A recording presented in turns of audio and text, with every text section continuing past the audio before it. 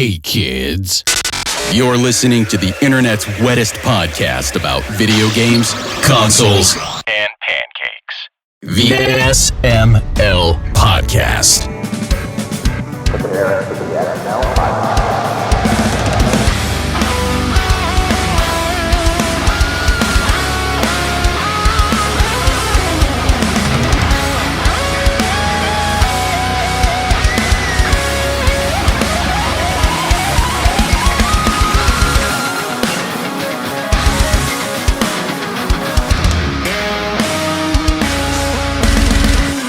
What's up, everybody? This is the SML Podcast. I'm your host, Joe, and I'm going to do intros quick because we got a lot of people here. Aki's here, Big Adam is here, Darmock from Steel Samurai is here, Mega Beardo's here, Mustin is here, Pernell is here, and Bunny Smith is here. How's everybody doing? Doing good. I know a lot of people in this room, and they're all positive, so I can dig it. I'm sick as hell, and I know maybe a quarter of the people in this room. You know, Pernell and me. That's good. Yeah. See? You're already halfway there. You haven't even tried living on a prayer yet, so you got a long way to go. I'm not a positive or a good person, and I refuse to live by Pernell's standards, damn it.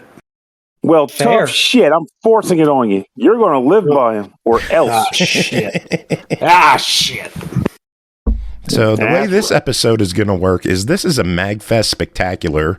A bunch of people here have either been to How or are spectacular going is to it? MAGFest. What is MAGFest? Can you explain what this strange thing is? Sure, MAGFest is the music and gaming festival held at the Gaylord National Resort in National Harbor, Maryland, is it? Or is it considered Virginia? Yeah. It's Maryland? It's Maryland, yeah. Gaylord. And people go there and they party and they get drunk and they listen to music and play video games for 4 days straight.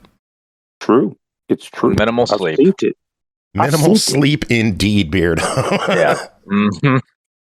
There is no sleep, only party. There really is. I So used to One be of these days, I'm going to get a damn room down there. I always commute back and forth. It's like, hey, I'm here. I saw my friends. So I leave at 4 a.m. That's because you're crazy. I am crazy. I will not refute that. I still think you should just like crash on someone's floor. If I had a 25-year-old back, maybe. These days, Yeah, no, I not hard so- agree with that. My days of sleeping on the floor are long behind me. Yeah, Not like, me, I'll do it if I'm motherfuckers. desperate. If I'm desperate, I'll do it. But otherwise, no, I need cushioning. My back You've requests. always Slept in a been, Jeep a few nights ago. you've always Yeah, been more folks. hardcore than me. Okay, wait. That's we right. can I've solve always been this. more hardcore than everybody. Fucking nerd I'll from the take jazz band that drinks the fucking metal guys under the table. I don't drink at all anymore, really, so you've got that one licked, hands down. Don't encourage him to lick things. You don't need it. Oh yeah. Yeah, I licked Darmock, stuff, what were that's you why I trying to don't say? Bring an air mattress with you, Pernell, and somebody lets you have floor space. You put the air mattress out. Pro play. That's a good concept. If it boils down, it's like, hey, well, I have it in the trunk. I'll go get it. Otherwise, I'll head home. But I'm If not it's a asking single nobody. air nothing. mattress, it'll fit. If it's a queen air mattress, it's going to be a pain in the ass. I mean, Yeah, It's get, true, no, 'cause don't, They no, make pretty small ones these days. I have Split one the that's difference like and get a full size. sleeping bag size. Oh, There's got to be one that's long it. enough for my body, but capable of fitting in a narrow crevice. The They motherfucker, make like long enough. extra long twins. Long enough for your body means 2 air mattresses. So get over that idea real quick. You're gonna have them. I do it, You're glue gonna them have together. feet hanging over. Learn to levitate them toes like I have, and you'll be fine. I Didn't never do the intros yet. Yeah, we kind Joe, of did did you even intros. get through 'em? Yeah. I said wasn't who's paying here. attention. I was probably Yeah. two-factor. You mentioned toe login. levitation. Hey guys, Mustin's here. Yay! Woo! Mustin, are you going to No. MAGFest this year? What's going on? No, No, my words are, but not me. how no, dare you? I'm sad. My I was goodness. asked to write some words about and for whatever MAGFesty things. So you can peep that when you get there. I'll be there in spirit, or it'd probably be drunk and falling asleep in a Jeep somewhere. Otherwise, I will be at VGM Con. Ooh. Oh, nice. That is the spot for me. Oh, I'll see. What's you that, there. April this year? Dude? Yes. Man, It is Probably April. make it out this April year. We'll 11, see. 12, and 13. that's quick after Mag this year. But I'm gonna try making both this year. I love MagFest. It's a week what earlier than started- Yeah. It's what started my love affair with game conventions, and so far I've only pretty much been to MagFest, and I did VGM Con one year. What VG Expo? I think we did. Wait, There were some bad ones in there. that Is was like VG really bad. I've never heard of that. 2008 or something. VG Expo. I've Yeah, never Phillies. heard of that one. In Philly and in Texas. Yeah, think- I was at the Philly? Armadillo Tank did that one. How was Oh, that in Philly? I hadn't even heard of it. I must have just been living under a rock at that time. Only like 2 years. There was also Oh, it the only one lasted off 2 in years. Philly that was like 15 years ago. That was Game X. Oh, that was a bad one too. Mhm. That one was a disaster. I think Sounds they it's were a good thing related. I missed that one. I think GameX sucked, and VG Expo came out of that ashes and lasted 2 years, and then it was done. And Oh, sucked wow. as Mark, did I see you there when I was? Because I was there with the 1-ups. Would you have been there with the tank? I think so. Yeah. Right. Yeah. I know. The only times I really went to, I've been going to 8 Static. I went to that one thing that DJ Cutman did that year for his, I think it was his birthday or something. But I just have memories of playing Mega Man 5 drunk there because I got sick of people telling me Mega Man games are hard. Like, no, they're not. They're just fun. So that was a good time. I And think they're Mega Man hard, 1 is but that's- hard. No, Mega Man 5 1 is such a is good one, hard. man. 1 is hard, but then they're not. Yeah, 5 is so good. Like, I had put it off for so long, and then I finally My got a chance favorite to play it soundtrack. to get up there. My favorite soundtrack, Mega Man's. I agree. I'm in the same boat. Like, I gave that game so much GIG. shit, and then when I played, I was like, wait, this music is really good. Why did I wait Wait, so what? long to play it? Before we get too far away from the topic, the only good thing that came out of GameX was 1-ups playing the cafeteria of that indoor go-kart track. And you guys did, it was like a 35 or 40-minute rendition of Toe Jam and Earl, just kind of jam band style. And Jared and Kunal traded instruments mid-song, and I think that was the first time I had ever seen that.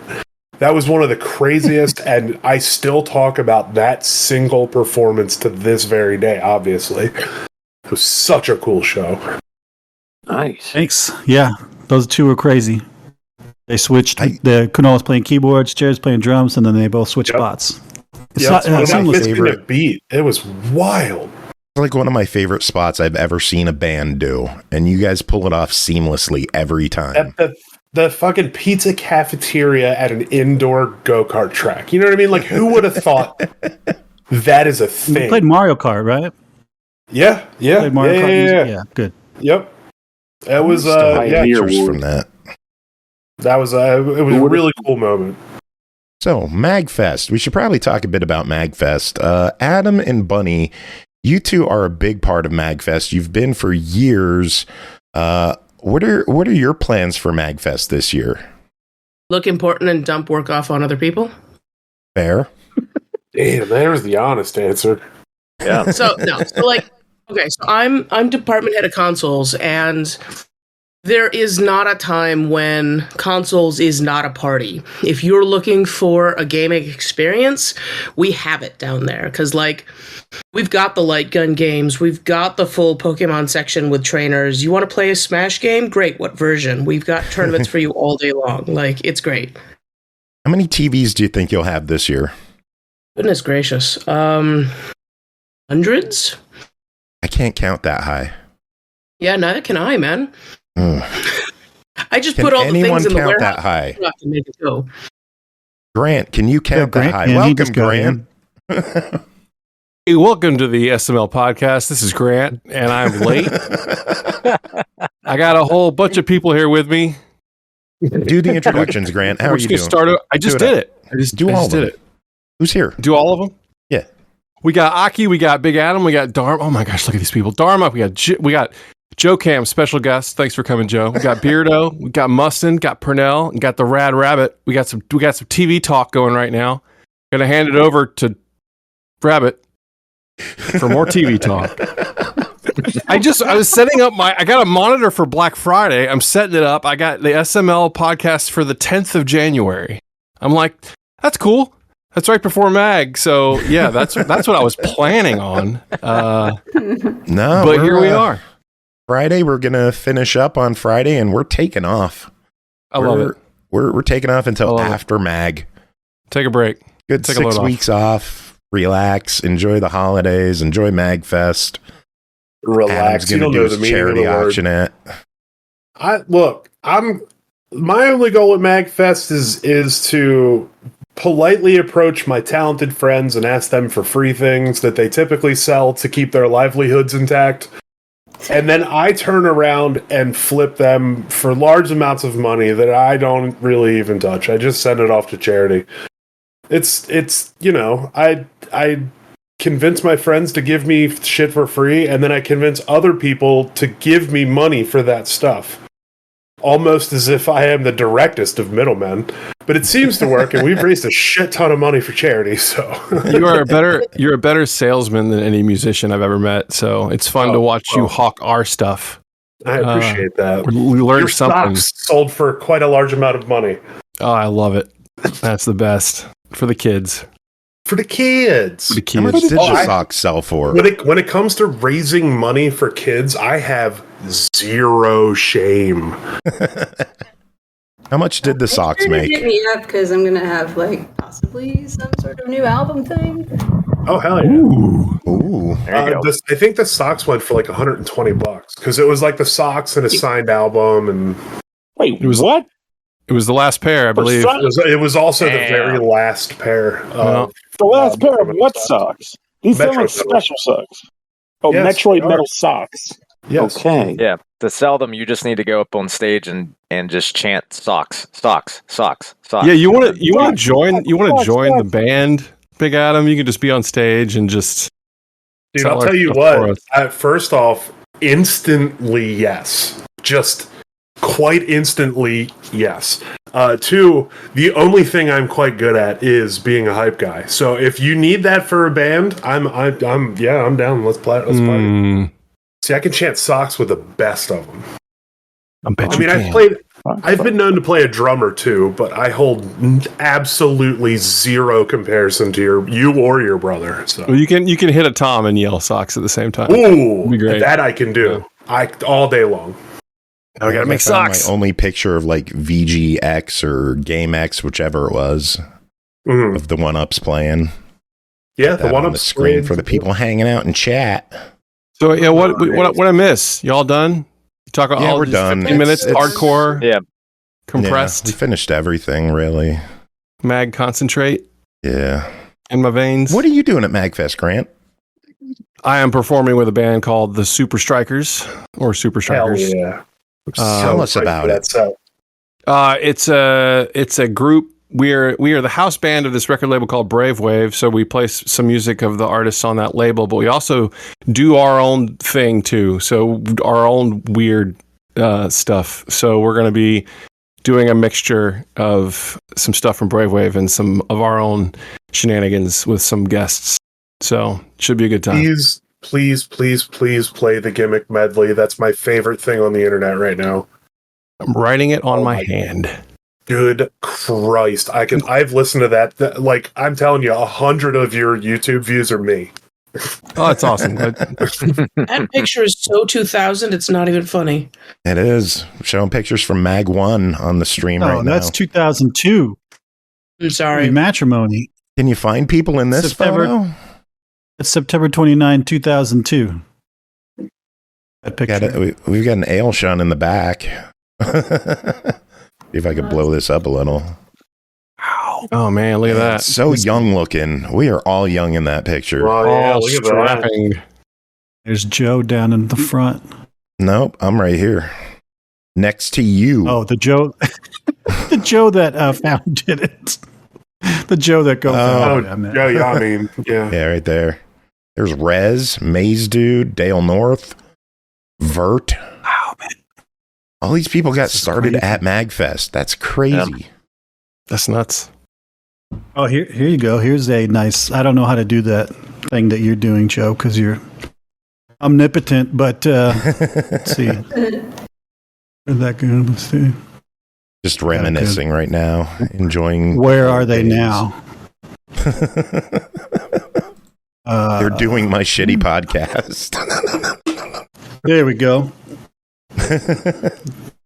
Woodman of the world. There you go. Oh, there it is. Oh, lumberjacks, baby. Wow, look The at that. picture that started a cult. Yeah. That's Did everyone wonderful. hear what we're doing with the lumberjacks this year? No, what? Are we doing? No. We're getting shirts made. What? Snap.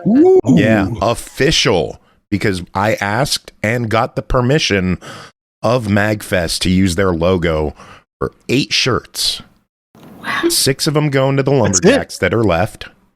A 7th one going to Moguda, who only missed the COVID year but paid for his room, so we're counting him. And then an 8th one going to charity. Oh, man. Nice that. Yep. That's awesome. The MAGFest logo, and instead of MAGFest underneath, it just says lumberjack. So we're There getting shirts made. is- We're doing a panel.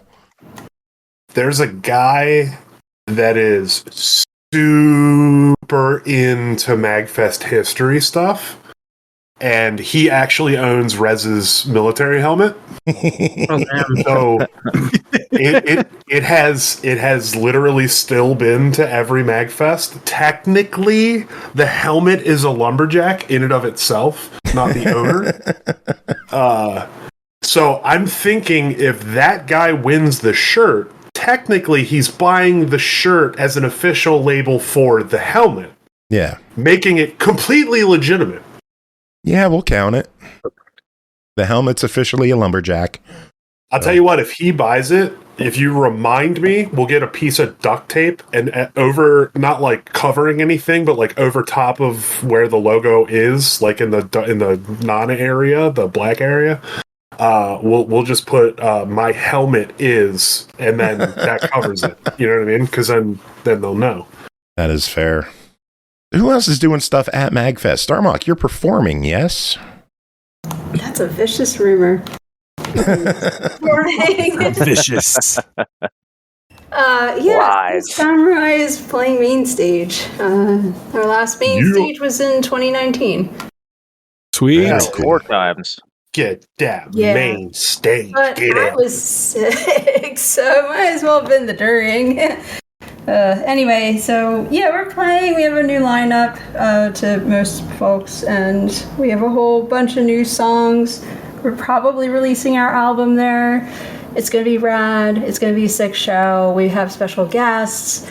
Adam, if you like gimmick songs, we're playing our gimmick song.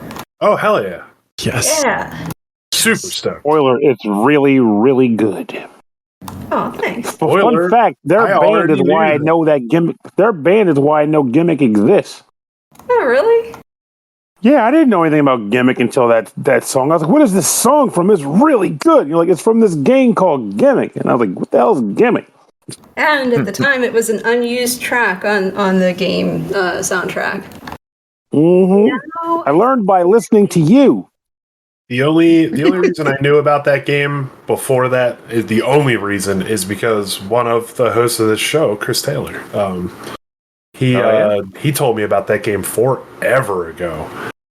He was like, this game has the craziest soundtrack that doesn't really make sense, but it's incredible. So listen to this, and I did. Mm-hmm. Yeah, I think I learned about it from Kirby. Oh, look at that. That would make sense. Yeah. That's an amazing Kirby's thing. insanely knowledgeable about VGM, just He all was- around.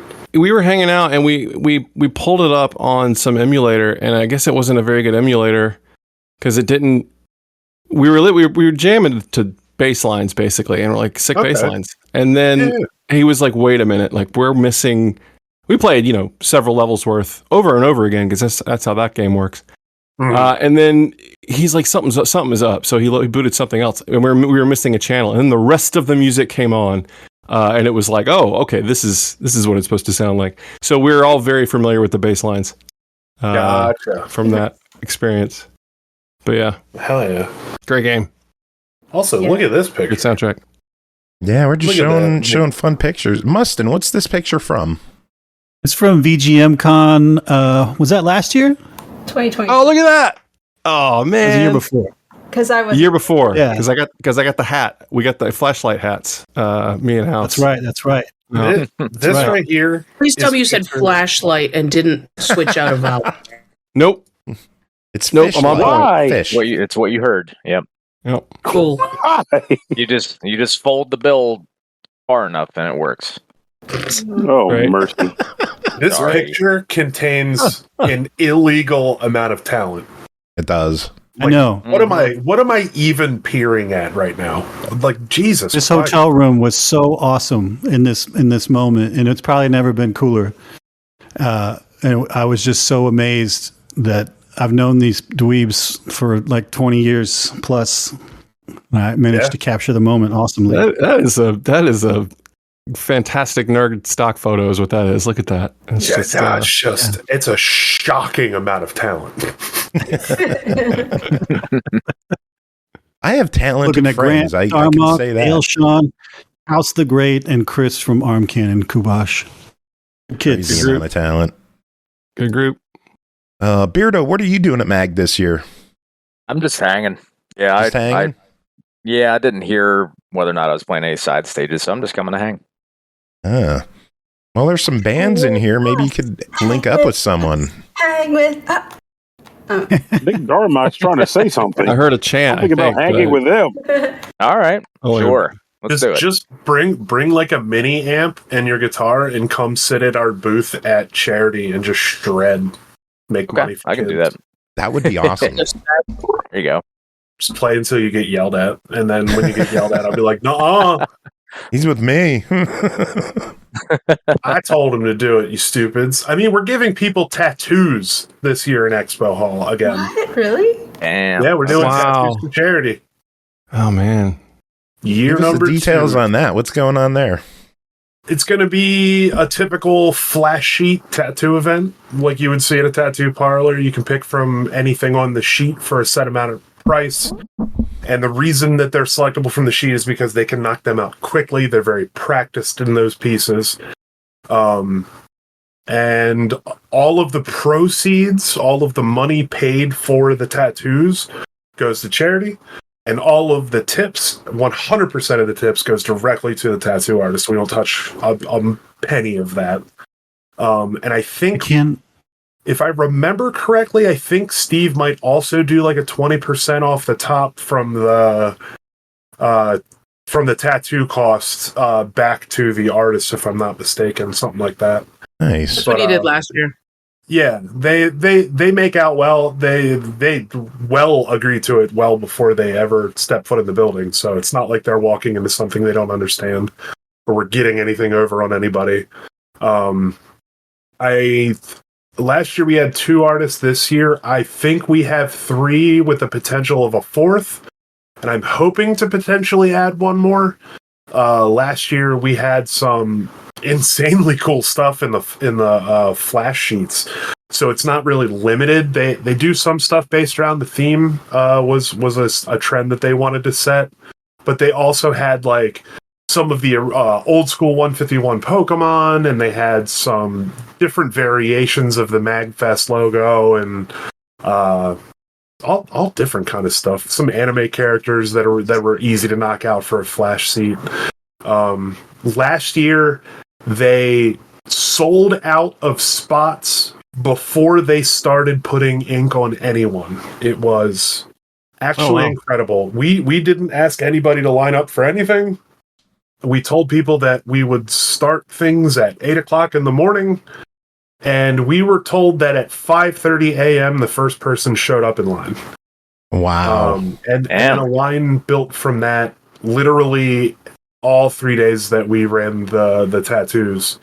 My consoles managers were super unhappy that they weren't able to get a spot. So if you have more tattoo artists this year, they're going to be really happy to hear that. Yep, that's going to be the goal. Was to get more artists in so we can have more slots available for more people, so we can raise more money. Everyone needs more slots. Is the stuff that they're going to do like available ahead of time? Like, can you go on a site and look at it now? So we have put them up on the MAGFest social media sites. We did that last year. I can definitely work on that. That would be something that would happen probably like the week before or something.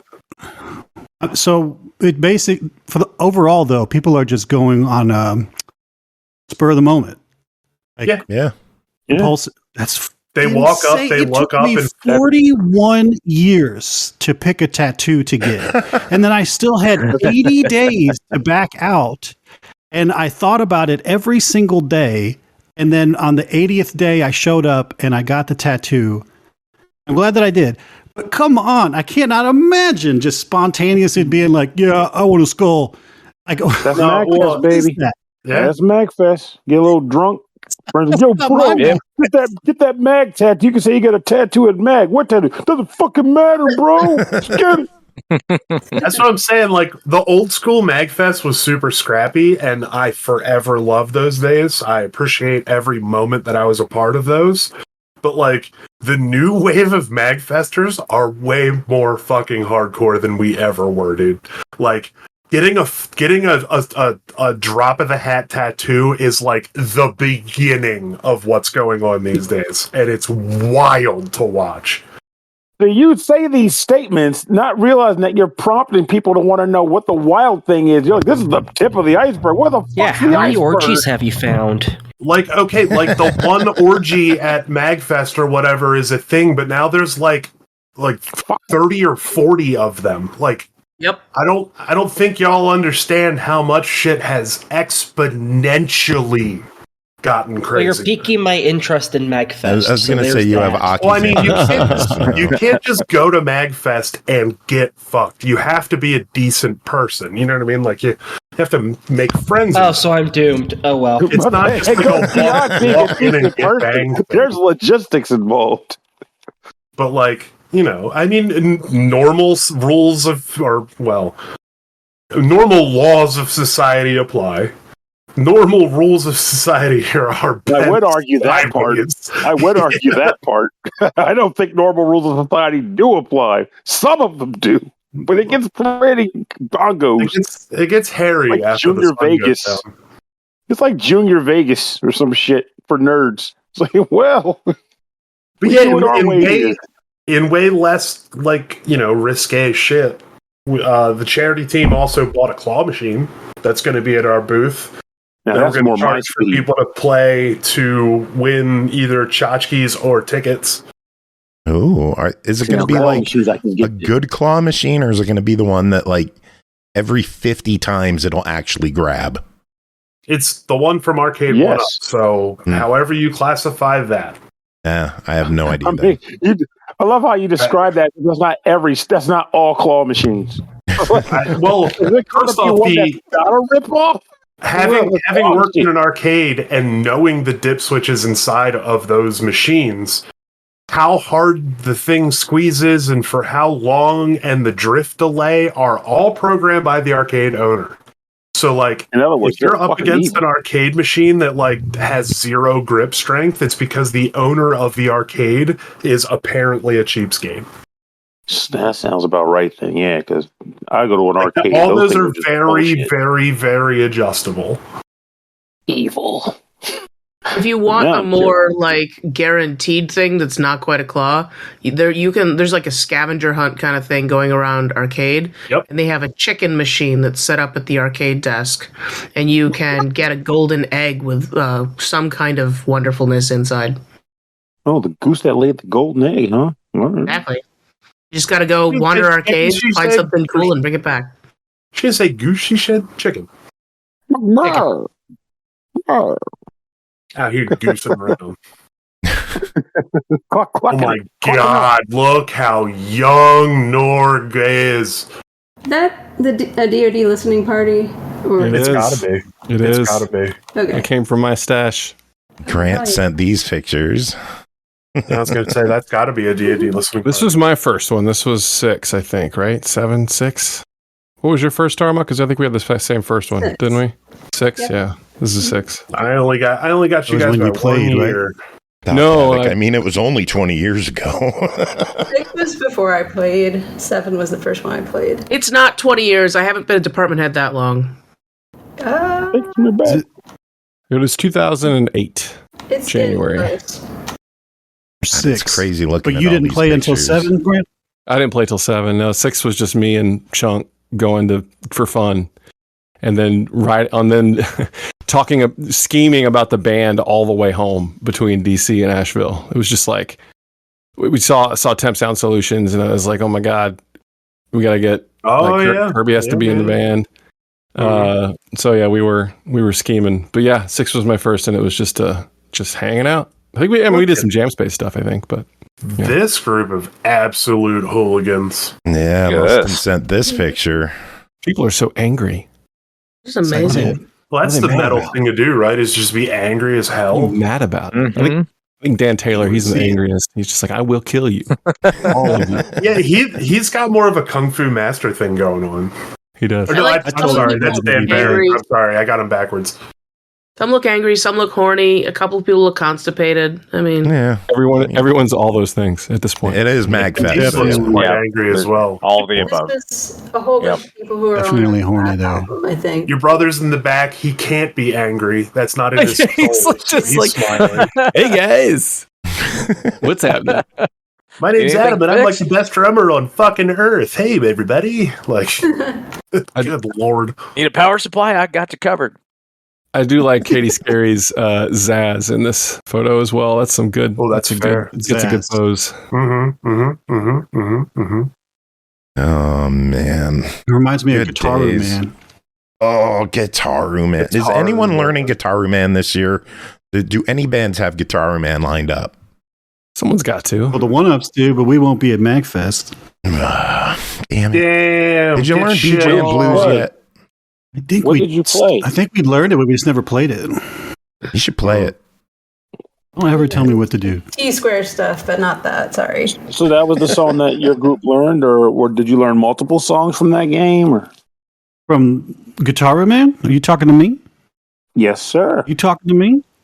I'm talking Yeah, to we you. tried to learn some multiple things, but we only ever performed the legendary theme because we learned it by request at Joe Kim's wedding, and since then put it on an album. And that stupid album, our 8th album, Volume 4, for the one-ups, of all those amazing tunes and all the crazy stuff that we did, Stupid Guitar Man track is the most popular. How is that possible? Because it's It has freaking Dire Guitar Docs Man. on there.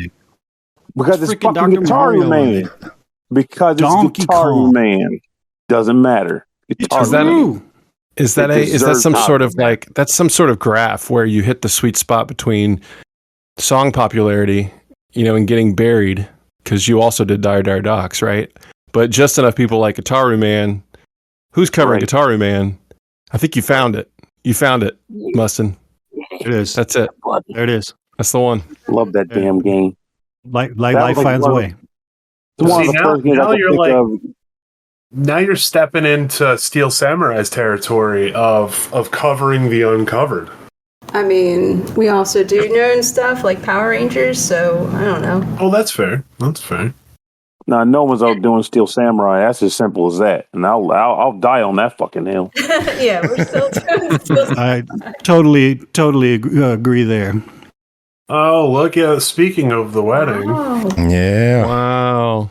Busting out these pictures. Look at this. Look at these guys playing. Will playing that Will- half guitar. Will looks 11 years old in this picture. Look at Jared. Jared also looks 11 years old in that picture. Holy shit. Jared looks like a beetle. He does. He does. I'm assuming Jared is the drummer. Yes. Yeah. Yes. Yeah, I 100% agree. That's all I could think of the moment I saw that first picture was They like the Beatles Pulling from a little Liverpool. too much. You guys ready? Help. 2, 3, That's 4. so And good. Tim looks like he's about to start his taxes. He really kind of Yeah. does.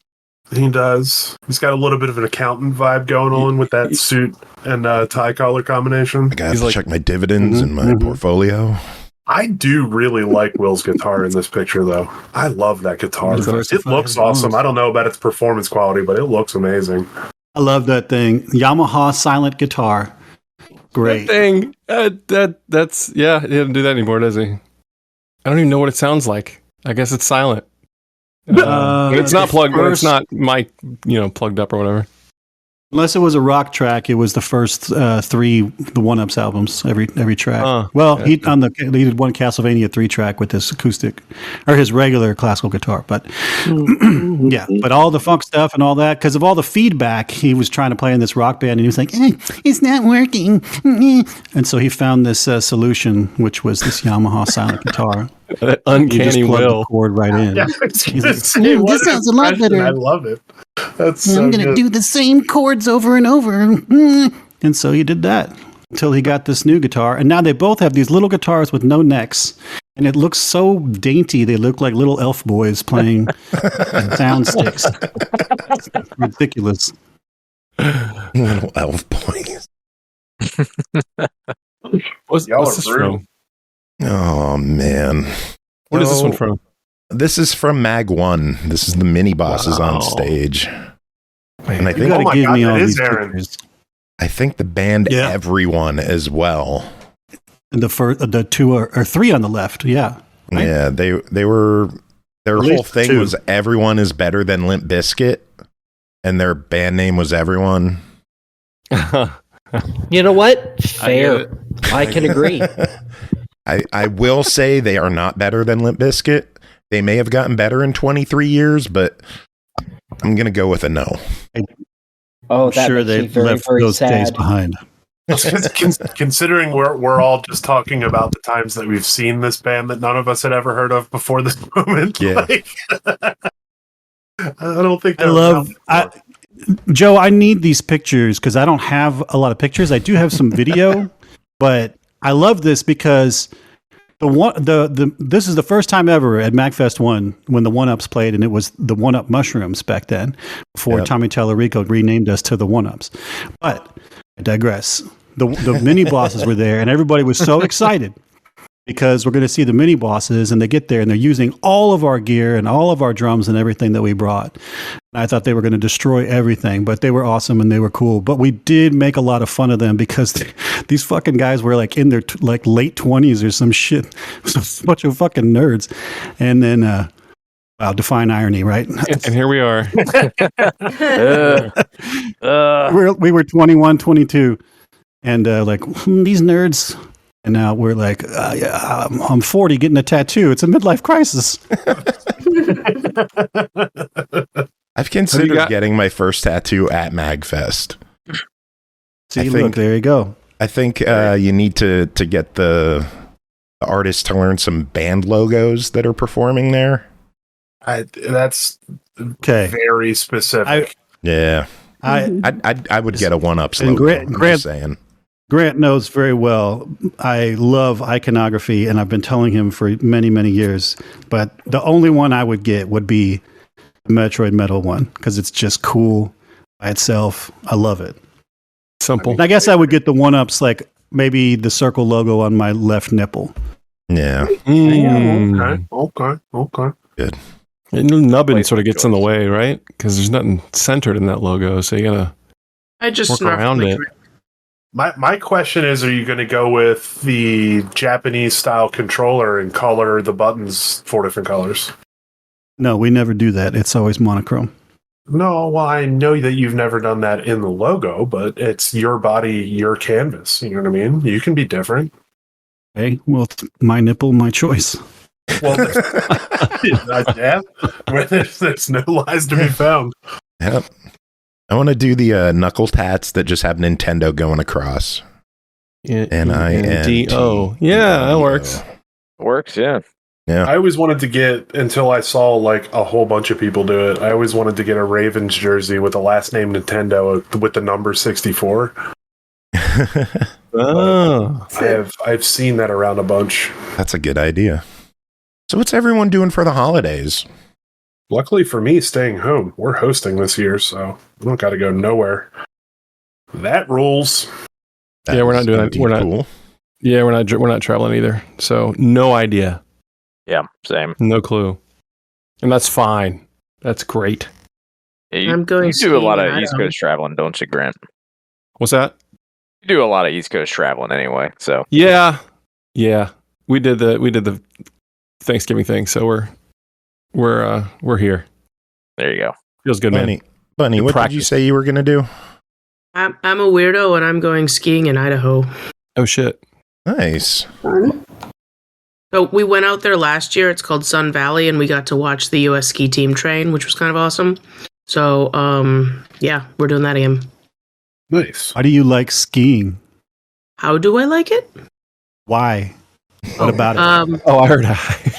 Yeah, go ahead. Sorry. I mean, I've been skiing since I was like 4 years old, and I've been teaching for like 26, 28 years now.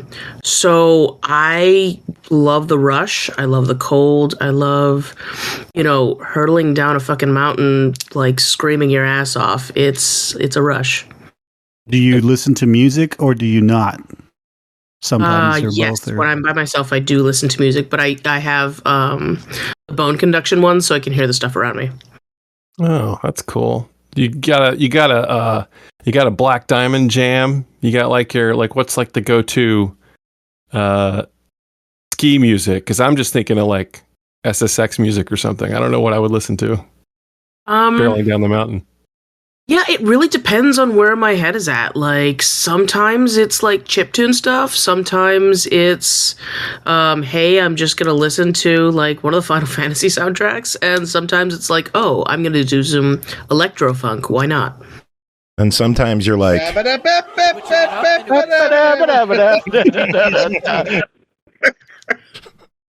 I love that. It's cool. I like you mentioned I'm so SX, because I would definitely listen to Hybrid's Finished Symphony because of SSX Tricky. I used to just fly with my girlfriend, and we would just pass the controller back and forth for 4 or 5 hours, just playing untracked with that music going on. That's awesome. But yeah, I could see you really like finding the flow state, just going down a mountain, music or no music, and just tuning into the universe, huh? I mean, so one of the things that I kind of wish I could do, and admittedly, I haven't put enough energy into this, but my first MAGFest was M5, and I got addicted to this band that I barely can find stuff for, which was This Place is Haunted. And I would love to be able to. Yeah. Don't we all, between us, have their music? Or we could give it to Bunny? Oh, we can. That'd be awesome. Should. We do. Also, is your screen name or whatever derived from said skiing? Red Rabbit of Doom? Snow Bunny?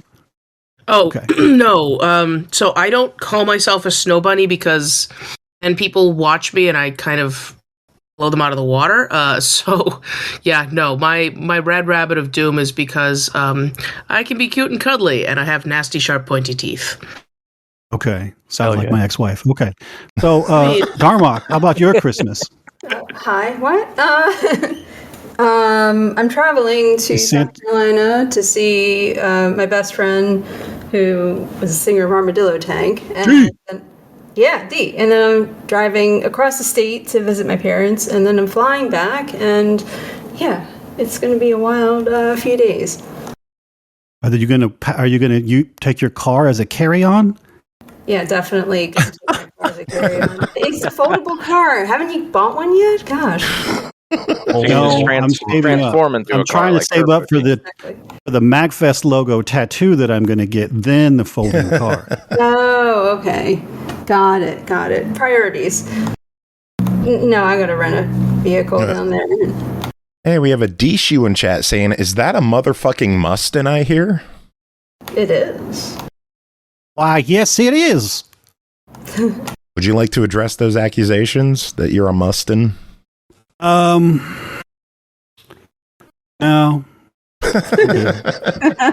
That's good. Yeah, whatever. Big Adam, did you say what you're doing for Christmas? Are you on the naughty list? Oh, no. We got my in-laws and my dad are all coming up here to our house, and we're gonna do Christmas at our house, which is great because that means that we don't have to travel before MAGFest, and that rules. Nice. Oh, to each their own. Mustin, you want to go? We'll go skiing. Let's go skiing. And by skiing I mean by skiing I mean we're gonna wear warm sweaters and sit in the lodge and drink toddies. SSX tricky. And listen to Junkie XL's remix of Fisher Spooner from SSX3, and we're gonna smoke cigars and wait on. Still Bunny got my to be PlayStation done. 2 sitting right here, ready to go. I got my daughter hooked on it. She's a big Kaori fan. It's great. Carrie's awesome. Dude, Sean's wearing a shirt in this picture that's on the screen right now. Hold on, no, go back. Get rid of this. I did. Delay, yeah. That's Streamline. That's a shirt from a band called Zepper. Darmock probably remembers Zepper. Yeah, I do. They were fucking 15 years defunct at least. They were a doom band from Baltimore that I was actually insanely close with the singer of that band, and that shirt just brought back a lot of crazy memories. I still have that album, their only album. Is he wearing a power glove? He is. Yes. That was part Sean of his phase, stage decor for a while. That was one of Sean's phase. Don't. Yeah. Terrible. Hey. Boot me. Is that We've all Norgan's made that Apple Man? once or twice. Okay, good. Whew. Norg looking young there again. They're currently, they have a plot of the hotel in front of them, and they're mapping out all the phones that haven't been ripped off the wall yet. That's what's going on here. Or replaced with bananas. I was about to say, they didn't rip the phones off the wall at the Mark Center. They just replaced everything with fruit. Yep. Yes, they did. It's on the 8th floor. You enter the orange. Norg just played with me with the 1-Ups in Seattle at PAX in September. That was fun. Oh, hell yeah. Nice. And I wanted to play something. I wanted to do something for all the iPad kids because, us old grown folks sitting out here playing the Castlevania from 1988 and Super Mario Twins from 1985. These poor kids, they don't know what the hell this stuff is. This is all their dads and grandpa's musics. So I wanted to do something from My Singing Monsters. This is a game on the iPad that all the kids just... we're talking like 36 million downloads, and it was huge. It just wasn't our thing because we were busy, drinking and having sex when this game came out. So I put this together, and it's just these little monsters, and they sing. And the first one you get is this big bass one, and it just goes boom, boom, boom. But I can't do it, but I knew that my friend Norg could. I told him like 2 years prior, I was like, hey, I'm going to come out to Seattle one of these days, and I need you to do these. He's like, okay. So he put on this fucking purple suit like the Joker, and he came out, and there's a spotlight, and he was just like, everything was quiet, just music going on the whole time. And then he just stands there and he goes, bah. It's awesome. And then I put on, and then the screen comes on, and you see that it's My Singing Monsters, and there's like, just that, I loved when this happens. You got all these people, thousands of people out there, and then there's these pockets of people that just go crazy. They're like, oh yeah, because it's their jam. Here's the obscure, oh, that's my jam. And they went nuts for it. So we played that for a hot second. But George is great. And then me and him sang Halo, and we fought on the harmonies. And it was funny. And I wish I could get the video because I think it was terrible, but we made it fun. So I'm excited. Anyway, do they stream that stuff anymore? No, they don't. I found out like an hour before. I'm like, hey, what's the stream link? And he's like, we don't stream it anymore because of all the... what do they call those? Strikes? Oh, the copyright strikes. Copyright strikes. Damn. Strikes. Yeah. So we don't stream it anymore because of the strikes. And I'm like, oh, well, I told all my 4 adoring fans that we're going to be able to watch it. So I've been champing at the bit, waiting for them to send me the video. They had video of the first group, which is the Triforce Quartet, but they never got the video for the one-ups. But we'll just have to wait and see. Oh well. But yes, if I do get something, I'll let you nerds know, because there was some interesting stuff in there. I got Lena Rain to come out, and she played her Pigstep music from Minecraft, and then and Anthony Carrozza, he used to go by Tuesday, Detective Tuesday. He rapped, and so did Leighton. I just saw him the other night. What his name? But it was crazy. It was just all these people. But yeah, I just love having Norg there.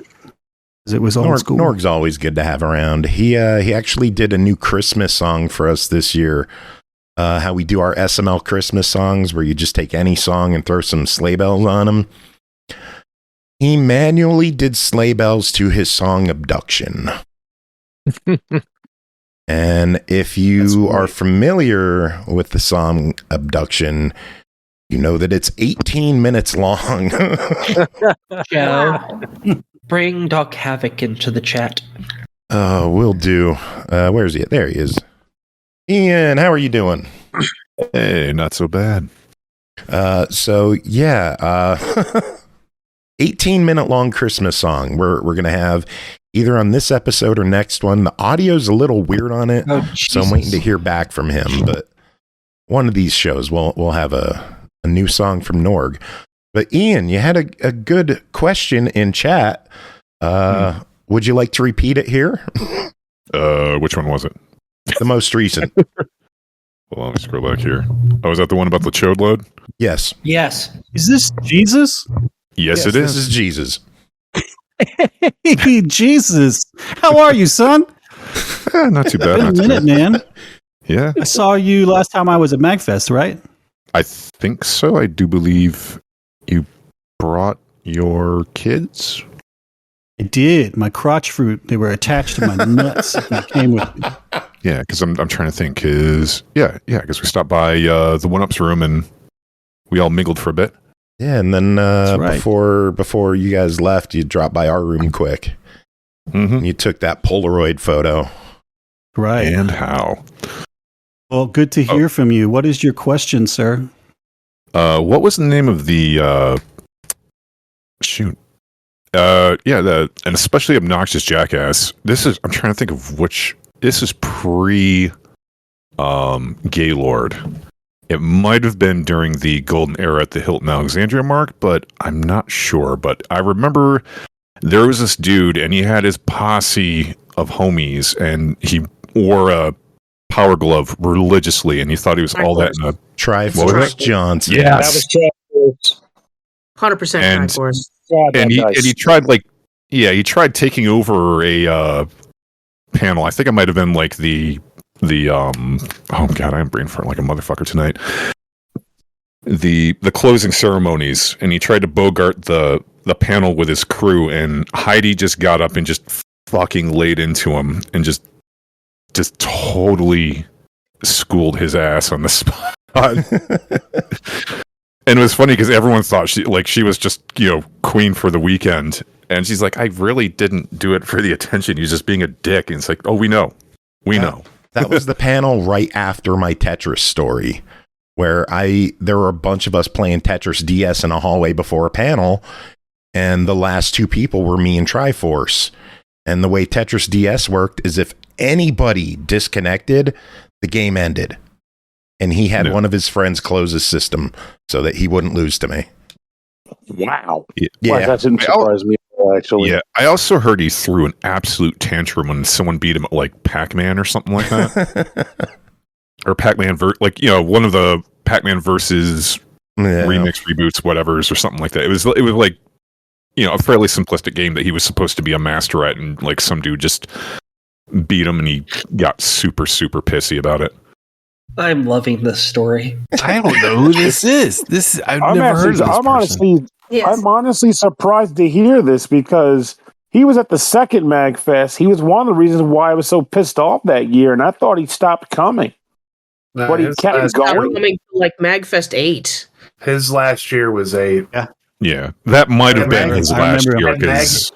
At Mag 8, a couple of us in higher positions at the time got together and were like, you need to maybe not be the way that you are, because you're actually kind of terrible and exactly the not correct vibe for this event.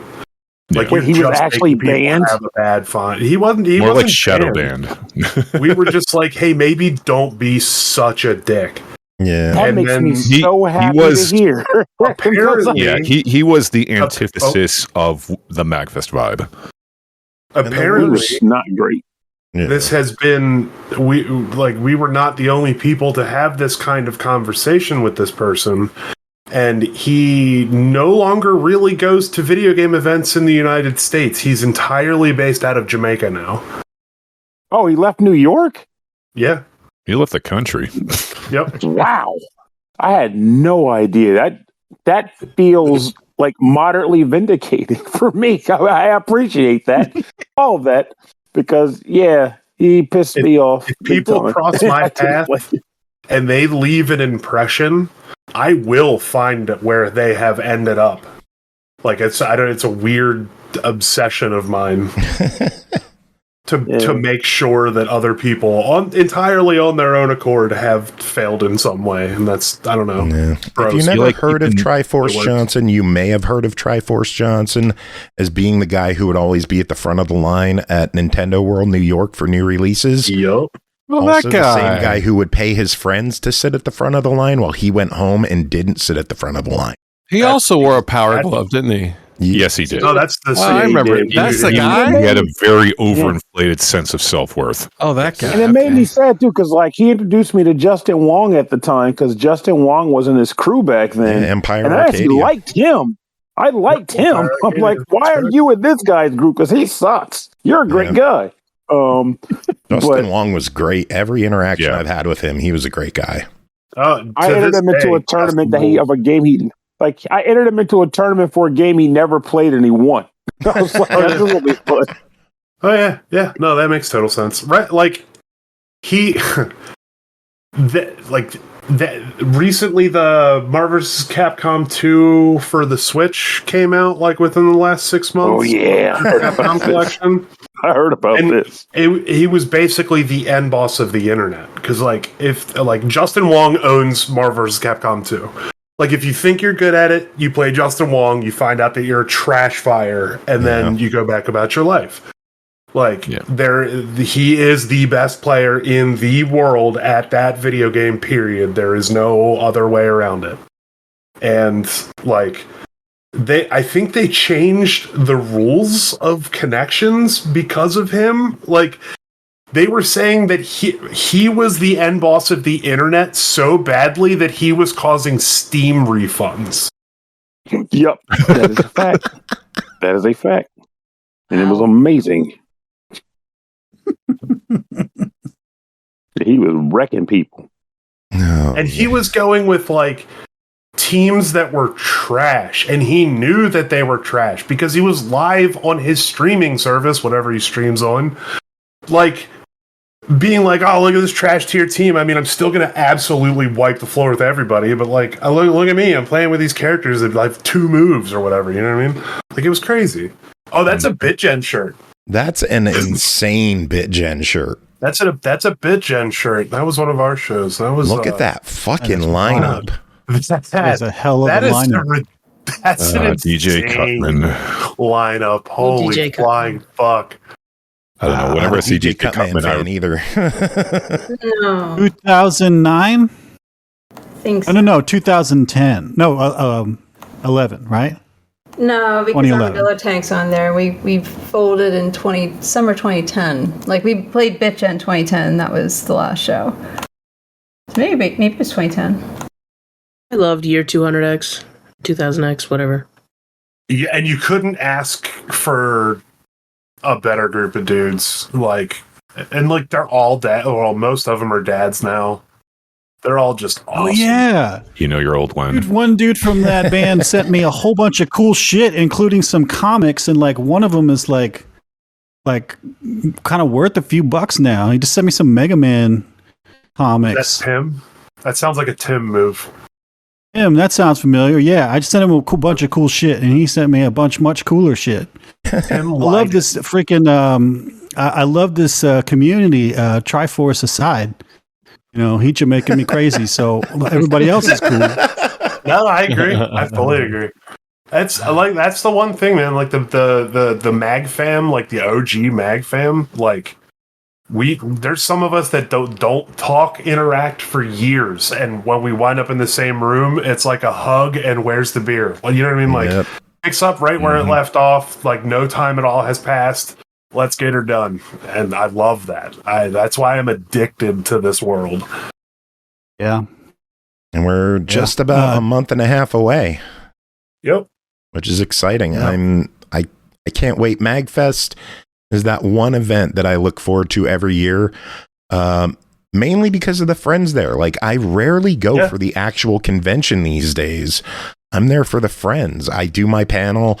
I'll check out the arcade. I love checking out merch. I really hope merch this year is better than it was last year. I thought last year there was just way too much artwork.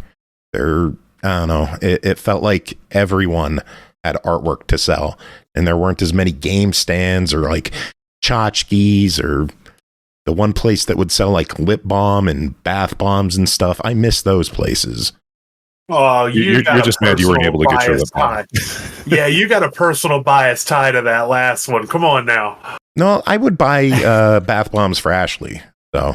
No, I know, but you also get show product made from that company, so there's a little bit of bias there. I got to get in touch with them. I have like $100. Act like I don't have a Ziploc bag full of wet pancakes lip balm in my closet. Act like that ain't true.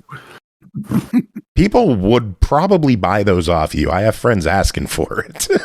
Yeah. I've got a whole shit ton of the blueberry ones. Bunny's just. How could you? Yeah. Burger Thing, thank you for the 14-month resub. 14 months, let's go! Hell yeah, everyone make some noise for Burger Thing. Yeah, let's go! Burger Thing. It's like Burger King, but not quite. That's the best resub. Dishu wanted to know how I named my daughter. I don't know why Dishu wants to know, but my kid's name is Parker. I like names that are what do you call it? Androd? No, what is it? That's it. Could be a boy, it could be a girl. Gender neutral. Yeah. Yep. Is that it? Gender neutral? Whatever. Yeah. My kid's Parker name Lewis. is Logan. Parker Lewis can't lose, Yeah, right? Parker Lewis his can't mom, lose, baby. Parker Posey. His mom, Parker Beardo, your fan. named him Logan. I didn't know him whenever she pushed him out, but she named him Logan after Wolverine. And the only Logans, I knew Logan was like, traditionally a boy's name, but I only knew girl Logans growing up. So I was like, this is cool. And so when Parker was going to be born and we were trying to figure out a girl, then we came up with Parker because I thought about Parker Posey, like Grant just said. But she was like, we could not agree on anything. And then she was like, oh, hell yeah, Parker, Peter Parker. We're naming her Parker. That's what I was thinking. My son's named after Wolverine. My daughter's named after Peter Parker. So there you go. Win-win. Cool. It's funny you mentioned growing up with you only knew female Logans. When I was growing up, I knew a girl and her mother. It was a tradition in their family to name the first girl Gregory. So I knew 2 female Gregorys growing up. Wow. That's interesting. Wild. I love it. My grandmother's Love name was weird James. name stuff. My grandmother's name was James, and I always thought that was Oh, rad. I know. That's a rad name. Call her Jim. It's good shit. Grandma Jim? Grandma Jim. Grandma Jim. Any of you know anyone named Oompa Loompa then? No. That's a shame. No, I have a dildo named that, but not a person. Fair. Yeah, you guys. Yes, it is orange. As everyone just contemplates that image. Yeah. Mustin and his dildo. That's the name of the episode. I approve. It's a good, pretty good album name. Or you could just call Or it the name of my call it and his Oompa Loompa. No. Since that's its name. My first band, I've only had 2 bands, and my first band was called Mustin's Third Leg. I had 10 people. Wow. It was in high school. It was just for the Battle of the Bands. How have I never heard this story? I've known you for like 25 years. How have I never heard that story? You never listen when I talk. I had this band, and it was 10 of us, and we got together for the first battle of the bands at the high school. And my friend April was the the class president. So she tried to put this on and got the radio station to sponsor it. Super fun. And we ended up winning because we played. I think we played the Breakfast Machine from Pee Wee's Big Adventure. Yes. And we played. Nice. We played a song. I think we played Hell by the Squirrel Nut Zippers, because we had like piano, horns, and drums, and all this stuff. And I sang that shit, and it was fun. And so we won, and I had 10 fucking people in my band. So you take 100 and you divide it by 10, and I got $10 for all this work, and I couldn't even fill up my Buick with gas. And I was like, I don't think this music stuff is a good idea, but I ended up doing it for the next 26 years. Has it been a good idea? No, I am finishing this album I'm working on, and then I am quitting. So, I legit don't know if you're serious or not. I am going to continue to play shows with the band, and if they want to do an album, I'll do it with them. And I do have a little project of a single that I would like to do as a record, as like a magnum opus. But once I'm done with this album, I really have pivoted. Today, I just took a job making a commercial for the University of Arkansas, their transit program. So I'm going to go to video where I can make some money. So this music stuff is stupid. Why do that when I can just listen to Metroid Metal and Armadillo Tank? I don't have to sit here and make this shit anymore. You know, there's plenty of good stuff. Nobody needs like me Super anymore. Strikers. I've got over 100-something tracks out there. I mean, Good. There's nothing new from Armadillo Tank in the last 10 plus years. I don't think there's anything new from Metroid Metal in 10 plus years either. So, you played new stuff last year, didn't you, Grant? we did I did an arrangement for MAGFest and then just sort of forgot to record it. So I think we've all forgotten it. Oops. Yeah. But hey, we'll figure something out. Just take the live stems and release that. Oh yeah. Yeah. I was in the room. That was awesome. Yes. No, it was okay. Had sleigh bells too. Send it over. Thank you, Darmock. Thank you. Yeah, you're welcome. But I will excite I will massage your balls here, Joe, and tell you that there is a 3-track EP that the One-Ups have almost done recording that is going to come out, I think, next Bandcamp Friday. Ooh. And the only way you can get it is by buying something physical. I'm done with this shit. I love how Lewis Cole and Nowhere, they like came out with a new album and they're like, yeah, that's not going on streaming for a long time because those people suck. You can only get it on Bandcamp. And so you had to buy it off of Bandcamp. And so I'm kind of doing that with this 3-track EP for the One-Ups. Is it a physical EP or a digital EP? It'll be physical. I'm going to make it physical for VGM Con. So I will probably do it for both then. Anyway. Yeah, and I hate this physical crap too. I'm done with the entire CD collection. Same. I want all of it gone. Of course, the irony is I'm trying to get these CDs out of my house, and then my daughter is like, "I'm 14. I'm cool. I want a CD player and some CDs." And so now there's my buddy. Yeah, it's my buddy. Everything is cyclical, right? So we're done with the vinyl. Okay, that's cool. Now it's back to CDs. And so my buddy dropped off 200 CDs here at my house for my daughter to rifle through. Oh hell! And then But what's great, and I'm really excited, is that this is partially his mom too, and his mom is like a nice, wise, cool lady. There's a bunch of soundtracks in here. Yeah. And any like film soundtrack people, nerds know that some of these only had like a run of like 2,500, 3,000 discs, and some of them are very valuable. So I'm gonna have to go through there and check it out because there's some weird little movies and there's some sound or CDs here, but.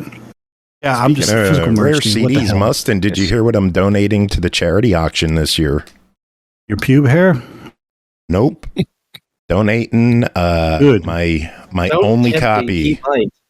I'm in Space Green, still sealed. Holy shit! Yeah, Donating that. donating. Okay, well, I this thought to we were charity friends. auction. Thanks for having me, everybody. Something explain to the musically ungifted person here who doesn't know anything about music. Time and Space was an album that released at MAGFest 1, and I still have it sealed, unopened, untouched. Holy it's crap. To be auctioned off for charity. Oh, Jesus. Yeah, I God, gave it away... limited... Go ahead. I was just saying it was a limited 1,000 CD run. It was the first album ever produced by One Up Studios, which is my record label I founded with Dale North on our own, and I revamped it so it's even more rare because the only version that exists is the blue version, which is why the sealed green one is so cool. Is the blue version where we took off one of the arrangers and then I added some of my stuff. But what's also cool that Joe is holding up is that it has an obi, which I really, really liked in Japanese CDs. The little paper card on the spine. Obi means spine in Japanese. Love that. And I was like, well, let's add that onto it and do something fun and cool, extra artwork. So it's a very special little thing. It'll be interesting to see how much somebody wants to pay for it. That's but nice. It was... Well, that's where Adam comes in to sell the shit out of it. That's boomer music. Okay. Boomer music. So what's the difference between the green and the blue? Track list. There was a guy on there that did some, what was that, Vampire Hunter Dan? Yeah. Yeah, he was on there, and I wasn't the biggest fan. This was happening. What do you call it when you're next to something? It was happening while I was doing something else, so I didn't really have my producer hands in it. And I just thought like, hey, we could really make this pop if we take these arrangements off and change these ones a little, and let's do this, and then I'll do a couple of things, and then I feel like what I did was better, which is why I did it.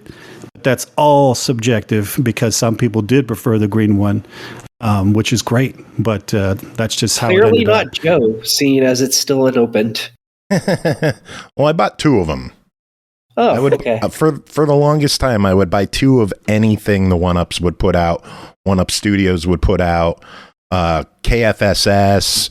Not really OCR. I didn't buy too many OCR albums, but I would usually try to buy 2 of whatever album I buy, one to keep sealed and one to have to listen. And I just recently in the past few months, Mustin, you might remember him, Rob with 2 B's from a One Up Studios message boards. Yeah. I sent him my entire CD collection because he still runs his radio show, and I figured he could use them for the show or for giveaways or for whatever else. So he got everything except Time and Space Green, which is going to Mag. So you don't even have any of this stuff that I get, like, you don't have One Up stuff anymore? Nothing? Nope, nothing. Rob has it all. Okay. Well, I'm done with you then. Hey, Darmock and I still have my vinyl, though. I still have my 20 vinyl. Okay, good, because I made that out specifically for you. It's like when late night show hosts get books and they're addressed to them, they can't give them away because they're written out to them. But yeah, Darmock, Grant, how do you all get your physical stuff? Like, how do you keep your own copies for posterity or whatever? How many do you keep and where do you put them? You mean of other bands or of my? No, of your own. Well, we were doing CDs before the pandemic, but then CD sales weren't going as well right before the pandemic. I think people weren't. No, I mean like for your own, like you have a box, like these are to sell, and then you have a box over here for like when my grandkids find me dead, eaten by cats. This box will have the things that I have done with my life, so they can see that this is what I did while I was, alive. You have that too, Grant? I have not done that. Weeding out yet. I have a ton of vinyl. Ow. Some of it's from my father. Some of it I collected before I got his stuff, and then I have a bunch of CDs. I mean, like the stuff that you've recorded. How many albums have you done? Like that you've printed? 4. And 4. Grant, you've done like 4 or 5 because of the Metroid Metal, and then your Stemage one. I don't know. I mean, I guess in like other like Lonely Rolling Star stuff, like guitar stuff. I don't know. Yeah, that's so right. I did like I a have about purge. 300 Lonely Rolling Star CDs. I bet you do. Yeah. I have like I did a big purge and got rid of all CDs that were not either burned or rarities or special. And the stuff that we're all talking about is in that category. Bands that I knew from college, my CD from my band in high school, like stuff that I'm just not going to get rid of because it's too special. And that's all on like a shelf essentially. And my stuff's just sort of in that. So I don't really have like a death box, as you've called it, of my own stuff. It's all just sort of, but I need a death box. You know, bug out bag. Yeah, that's box. interesting. I have 3 of them, and I've got it. I've got the first CD I ever burned when I was a kid, and like made it as an album. And then I have those Time and Space Greens. I have the Project Majestic mix. But I have at least 2 of everything. Try to get up to 3 or 4. Have and I keep. That is like my death box stuff. It's weird. Like I got rid of any merch that I make. I did like a big purge of CDs, but I didn't purge cassettes. For some reason, I have every cassette I bought because I was like a late bloomer with the CDs. I mean, I was already when there was an album that came out that they just didn't make on cassette. That's when I got my first CD player. And a buddy to put it in perspective, my first CD player was after burners were available. So my buddy burned me like, the 311 Blue album and the first System of a Down record. So that tells you when I bought my first CD player.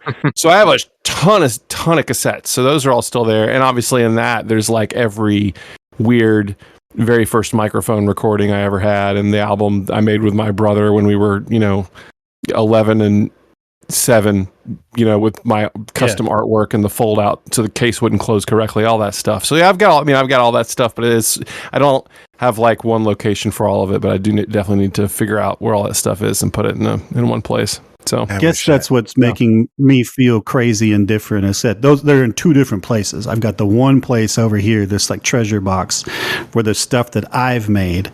And then, I've got all my other CDs and stuff lying around. I have a pile of like just stuff that's open and kind of scratched up, and it's just been rummaging around in all the different cars that I've had for years. And one of those is Metroid Metal album, along with Critical Hit. Do you remember Critical Hit? Yes. Oh, yes. Yeah, that's a loose laying around in my vehicle album. I was just curious because I'm crazy, and I wonder if anybody else is crazy, and apparently not. So that's good. I wish I still had old stuff like that. I need to clean out my music stash for sure, but yeah, I don't know. Stuff just kind of sits around, and I don't play it. I kind of just do the digital stuff. Of course, because I don't have anything to play. I was trying to install stuff on this new computer that Flick gave me. Flick gave me a computer so I can do video stuff. Didn't have a freaking CD burner, so I had to plug one in. Yeah, that's where we are. I had to do a USB into the thing, and it's just wild. But I don't even mess with that stuff. I'm digital, and then of course I'm obsessed with my stuff, and I barely post. I just kind of parked all my social media, but I did post the other day because I always say nobody likes my music more than me, and sure enough, 40,000 hours of music listened to this year, and I am my number one artist. Love that shit. That guy's awesome. I love to hear that the CDs are coming back. That perspective from your daughter is fascinating. I wonder if in 2 years I can get $3,000 for my Judgment Night soundtrack, which I do still have. Ooh, Dude, I don't know. please. We'll see. Escape from LA. Yeah. I want to get rid of all these daggum one-ups albums. Give him to Adam. He'll get rid of them. Oh, yeah. I'm really good at getting rid of things. Adam, I have a bunch of CDs I'd gotten rid of too. I'm so good at getting rid of stuff. Holy cow. Well, if you want to send me something, I can send you a package with vinyl, and we have one-ups coasters and a magnetic pin and some stuff this year that nobody's got before. Yeah. absolutely. Joe, you're at the merch booth, right? You're at the merch booth. Okay. The merch booth. Which Just the one? general merch booth. Just the merch. Just you're at the merch booth, and it's a band you like, and you want to buy something. Okay. What do you want to see on that table? What would make you go, oh, I have to buy this? First off, a shirt in my size, but that's not going to happen. So that's number one. Yeah. A beanie that fits me, like without the fold up, just a normal straight beanie. Mm-hmm. What else would I buy? I don't like. I like what Lonely Rolling Stars did with the Slap Bracelet album. I think that was really nice. Cool. That was That was cool as hell. I did like the USB like thing. Yeah, like give me something that we could jam to on the way home that's not a CD, because like I don't do CDs anymore. I'm gonna feel bad seeing friends this year at MAGFest, and they're like, "Dude, we have a new CD out," and I'm like, "Is it on iTunes?" I'll buy it there. But yeah, shirts that fit me, beanies. Mustin said coasters; those sound cool. I could use a new coaster for my desk. I don't know what other crazy merch bands You know, these do. thing as hell that like I've never seen a band do, especially at MAGFest, that I think might actually kind of kill, is like a good size, not like a little generic Vistaprint one, but like a good size gaming mouse pad with the band logo on it. I'd rock the hell out of that. That'd be awesome. What about That's a water good bottle? idea. What about my water bottle that has stickers on it already? I hate stickers. I love stickers. I won't stick them on anything except a water bottle. So I'm not gonna put a sticker of a girl's butt over the Metroid Metal logo. You know what I mean? What if the logo is real Somebody small? might want to know. You can put the butt next to it, right? Real small. Plenty of sticker room. What if Grant Still very redesigns much. the Metroid Metal logo to be a butt? It almost is a butt. It's a sharp butt. Almost is a butt. Yeah. Pointy butt. Shark butt. Pointy butt. And Mustin was talking about his most featured artist, and that made me think about mine, which also links back to somebody earlier who had mentioned This Place is Haunted. That's me. One of the OG guitarists from that band, Mike Zucker, has a newer project out in Colorado where he lives called Masuji, and they were my number one artist of this past year. That band is so good. It's spelled Musuji. That they are so good. Give me a song title. What could I play? What could I listen to? I mean, I'm a really big fan of Embers. That's a fucking awesome song. All right, sounds good. I will download that and check it out. I'm always looking for new music, so. And my number two, which has been in my top three for 3 years now, is The Midnight. I listen to that band too much, probably. If you've never heard of The Midnight, I'm sorry. That band is insane. They're like synthwave funk kind of jam. It feels like it's out of the 80s, but it's incredibly polished to today's standards. I know that. Yeah. Their album, right? Yeah. Their album Heroes is bananas. Yeah, Midnight. Speaking of, there's just so much stuff. Told you, Darmock, you were saying. Speaking of TPIH alum, you should check out You Bred Raptors. Definitely. Most of us have, but if people are listening to the Twitch, they should. Yeah, it's definitely in the spirit of This Place is Haunted for sure. Oh yeah, that band carries the soul of This Place is Haunted 100%. There's no doubt in my mind. I actually had Pete and Michael on a track for DoD this month with. Oh wow! Oh yeah. I didn't mix the song very well. I'm sorry. I don't mix well yet. I'm sorry, but it's there. It's on duelingandduels.net if you're interested in checking it out. Hey, you mix music. I am entirely incapable of doing that, so I pretend to mix music.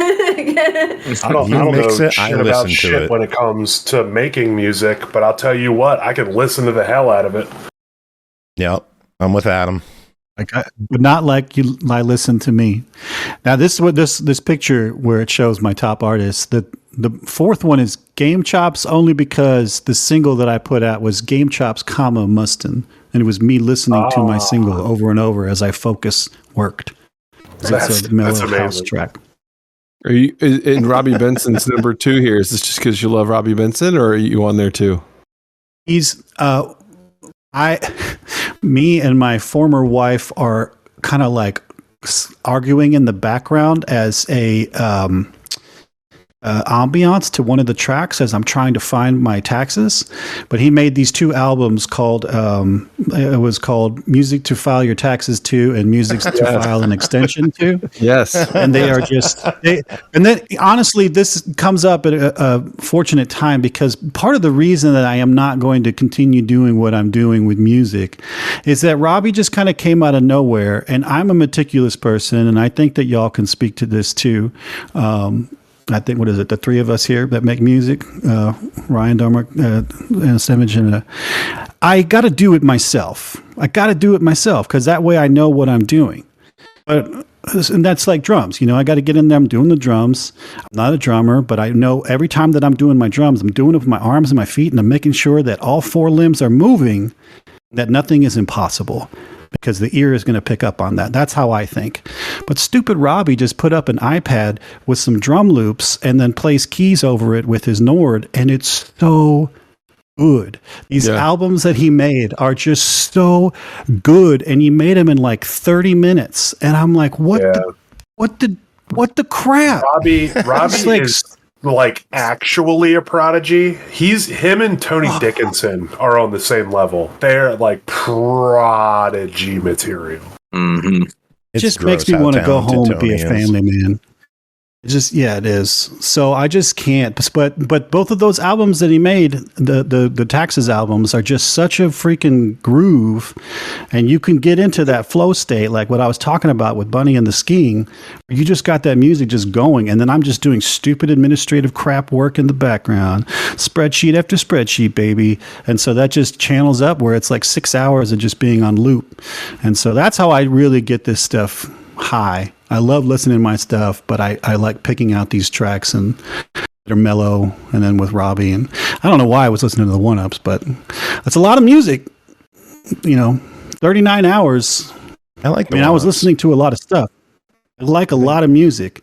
I have a very weird playlist, but it just, I use it as like a lot of time I'm using music to clear out the noise. To push away the nothing. I also have nothing. Weird playlists. I have one that is literally just full of like classic rock and stuff I listened to in the early 90s with my dad, like going wherever, and the playlist is literally called Dad Did This to Me. I would when my kids got old enough to have phones, I made a playlist called Music from Dad and Music from Daddy. And so one was to my son, one was to my daughter respectively. And it was just anytime I heard something that I thought they would like, I would put it on there so they could jam out to it. I don't know much often they did, but it was my way of thinking of them.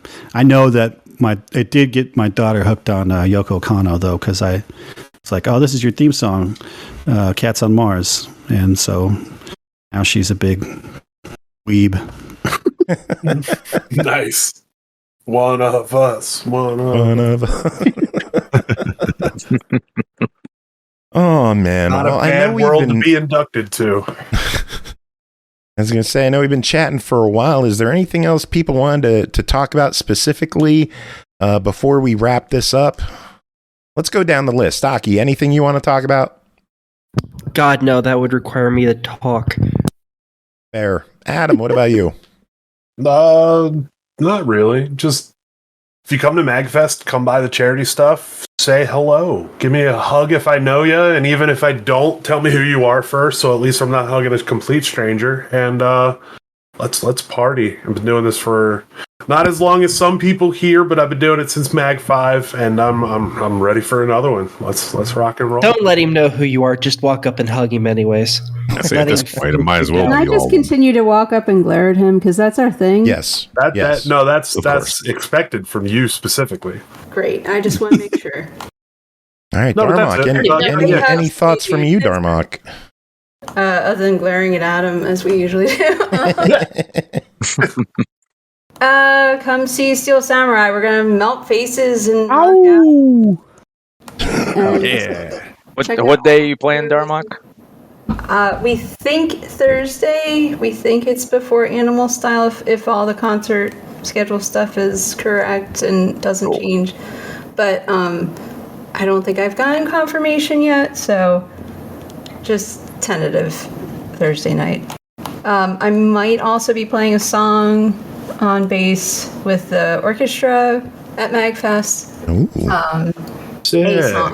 A song. I'm only committing to a song.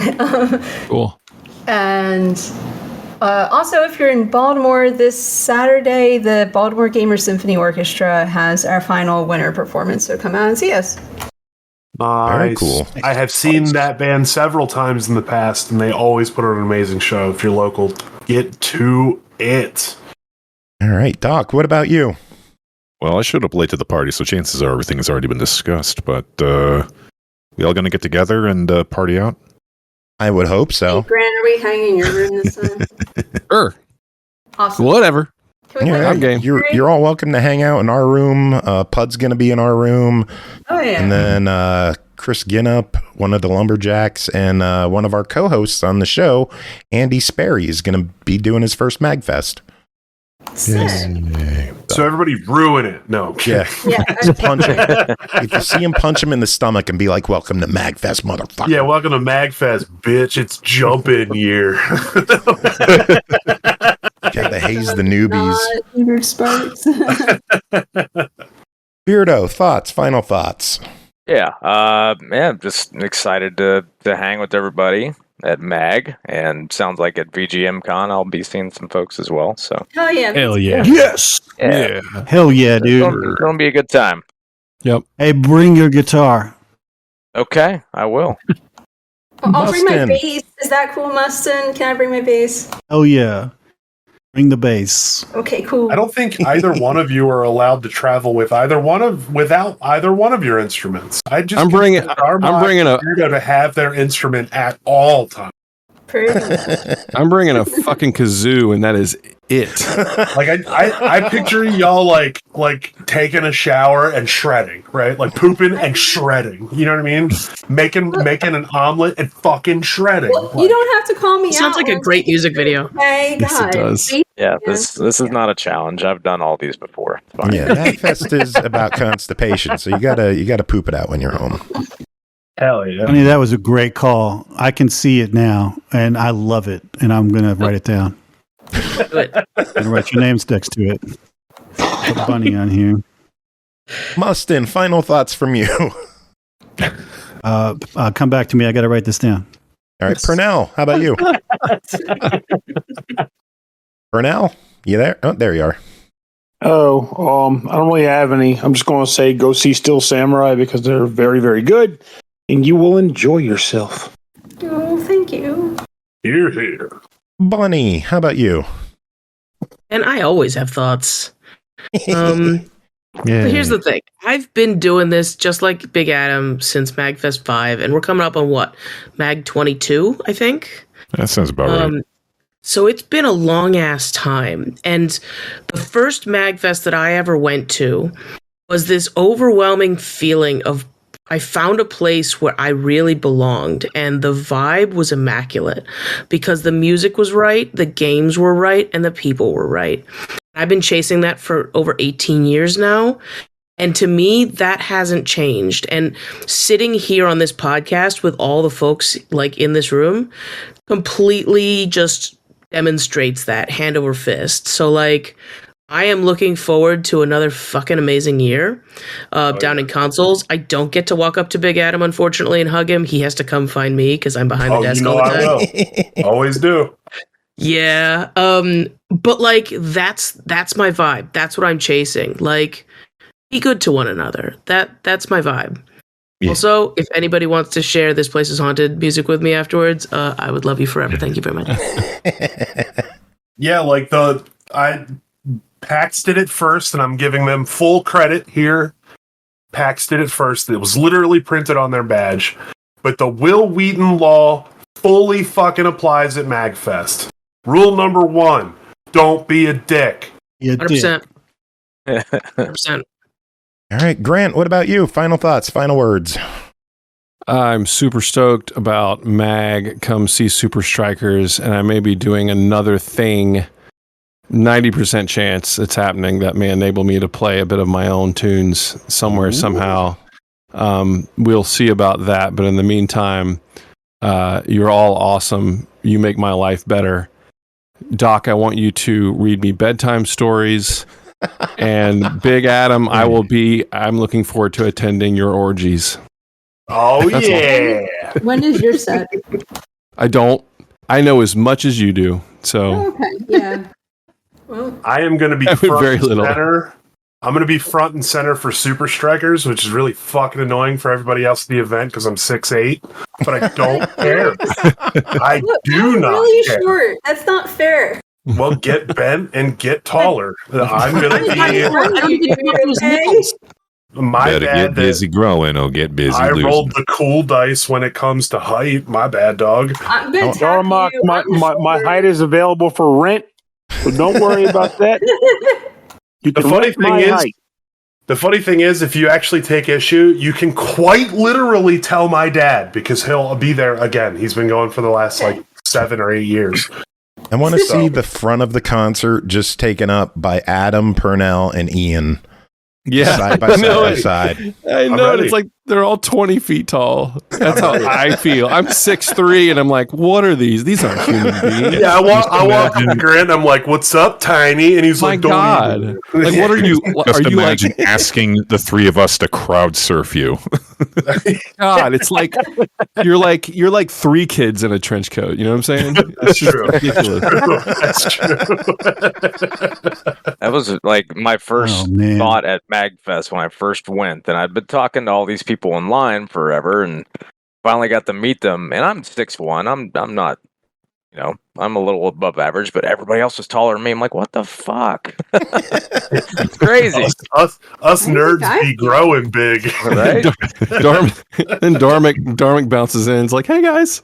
Yeah, this looks like you're 5'1" with all these. Darmock is the people. mightiest 5'3" you've ever seen. Hell yeah! And you got it right. Yeah. I am 5'3". Did I really? Holy shit! Yes. But I never wear flats. Oh, fair. I'm even shorter than the rest of you, but yeah, no. That's all right. You fit in things normally. I have to. It is a superpower.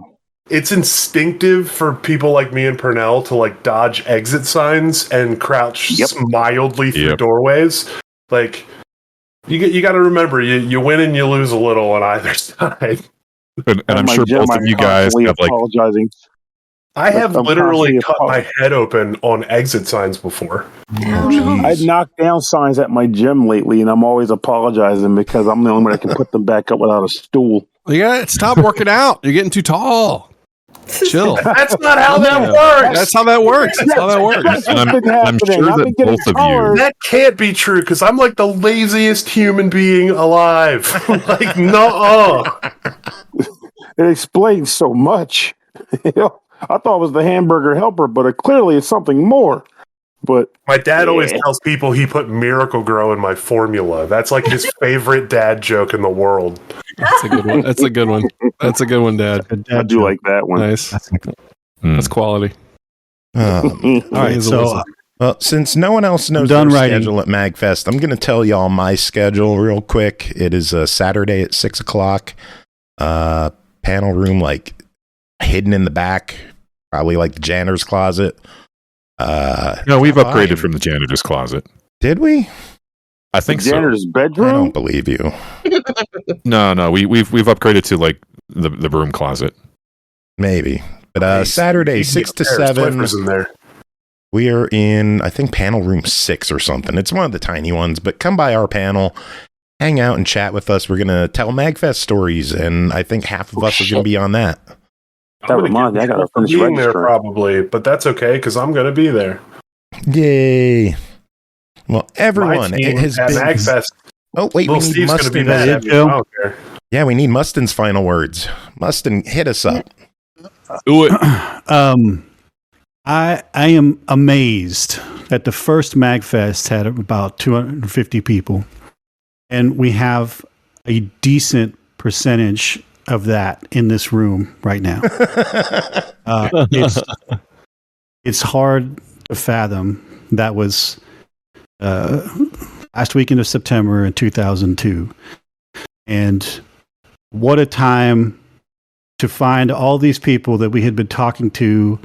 IRC, message boards, and AOL Instant Messenger, and get together and meet face to face, and just have a time. It's like was mentioned earlier. We get into the room, no time has passed, and I'm just amazed that here, 22 years later. Y'all are going to go do the same thing. I've had the pleasure of doing it many times. I can't go this time. I got other stuff to do, like not be a nerd. But I'm glad that y'all are going to be able to do this. This and is not your be able to. Dude, come on. I'm glad that y'all are going to be able to get back and do this, and it's so fun to think about how many new people are coming in and have never experienced this before. Like this, was it Andy who's coming? Yep. Yeah, you think you know what to expect, and then you don't, because it's always going to be something just amazing. And for such a great event and how long it's been here, it has been so not. It has had its growing pains and its little, like, tiny things of badness. But for the most part, the fact that so many people love to continue to go and there being new people, I'm just so impressed. And I'm just so happy that this exists for these people that need a place to feel like I need to feel, which especially for those of us that get on stage and make music, you have to be vulnerable to do that. And when you go into a place where everybody is like that Spider-Man meme of them pointing at each other, you can really be that, and you can be vulnerable, and you can be with your people, and you can be your weird. So have an awesome MAGFest to y'all that are going. If you haven't been able to go, hopefully you can go next year. And for the cool kids in here that I will see in April, I am so excited. Bring your instruments. I will be bringing mine. So I will see you then, and have a great MAGFest. Well, you know what? Well, goddamn said. Absolutely. Seriously. Fuck yeah. Hell I don't yeah. know how to follow that up. I'd say drop the mic. That's why I wanted to go last. Probably on a stand. I'm not dropping my Neumann. Not It's a $1,100 microphone. Not do it. It's worth it. Is that the one that fell in the spaghetti? No, that's not the same one. That's a different one. It's the same model. It was very expensive. It was a different one that fell in the spaghetti. Oh, man. I got to get Ashley to make more spaghetti sauce from you again. Everybody, thank you so much for coming on the show, hanging out, chatting with us. Listeners, we are going to take a tiny little break. We will be back with more show. We got some reviews to tackle. It has been a pleasure having all of you on. I can't wait to party with you in a few weeks at MAGFest, or in a few months at VGM Con if it goes that way. Thank you all for coming on. Love all of you. Does anyone have any final words to just end all of this? Any VDVG. Also, but I do want to say thank you to folks like Adam and Bunny who do work hard to make that experience so great for everybody. For real. Thank you, and everybody else who makes that work. And yes, Adam, I forgot. I was looking for your stuff. I could not find your contact information in my email. I did find some times where Joe and I were talking in email about how stupid you are, and I found the last 4 digits of your social security number. Hell but if you could just reach out to me. Yeah, I will the send rest. you a bunch of the 1-up stuff for the charity. Hell yeah, I appreciate that big time, and thank you for the kind words again. That was very nice. You're welcome. You're welcome. No, you're welcome. More after the break.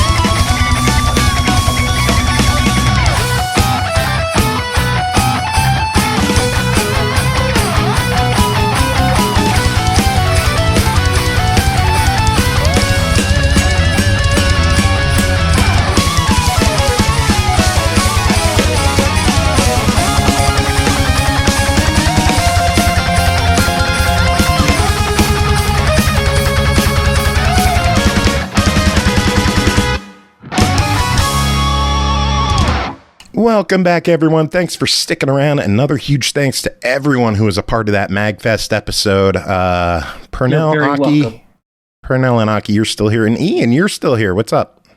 Yeah, not much. Just hanging out. Cool. Just chilling, relaxing. Gonna listen to some We reviews. need to get some video games to review. You have a fantastic voice. Yeah, we got to get you some stuff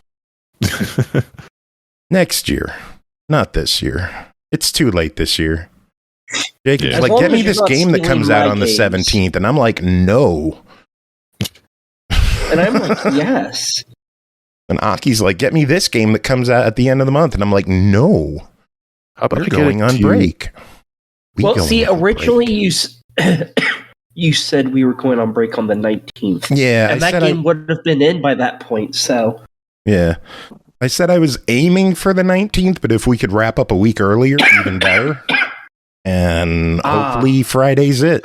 So we'll see. But we got a handful of games we got to talk about tonight. Y'all ready for these? In no possible way am I ready, but yes, let's do this. Also, sorry for everyone listening. I am super duper sick. I was dancing to Pernell's music. Oh well. Y'all ready for this? I got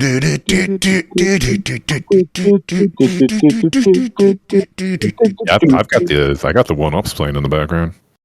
Super chill. Nice. Yeah. First game to talk about tonight is Shadow Tactics, Aiko's Choice, developed by Mimimi Games, published by Daedalic Entertainment, released December 6th on Series X and S and PS5 for $19.99. Although Aiko was certain she left her old life behind, her former sensei, the cunning Lady Chio, reappears from the shadows to challenge her. Together with her deadly companion, she sets out to hunt down the ghosts of her past. Aki, what is going on in Shadow Tactics? Okay. In this, you play as Aiko and her friends. This takes place during the main game. This is a spin-off game, I guess, but it takes place during the actual main game. I think near the end of it, I believe, but I'm not 100% sure because I haven't played the main game. So, yay for that. And basically, you play as all of the characters, not some of them, all of them, and there's 5. You get to control each one's movements. This is a real-time tactics game. So by that, some enemies, you can actually set up how your characters interact with people. But while you're doing that, time isn't actually paused. So enemies will still be moving around and stuff. So you have to wait until they're in just the right location to set up and kill a whole bunch of people all at once by using all of your people. If you're competent at the game. If you're me, you basically use one person and just kill everybody on the entire map with that one person because it's a hell of a lot easier because you suck at the game. So there's that. Yay. At the start of the game, 2 of your characters are kidnapped, and it is up to you guys to go and find them, free them, and kill Aiko's mentor.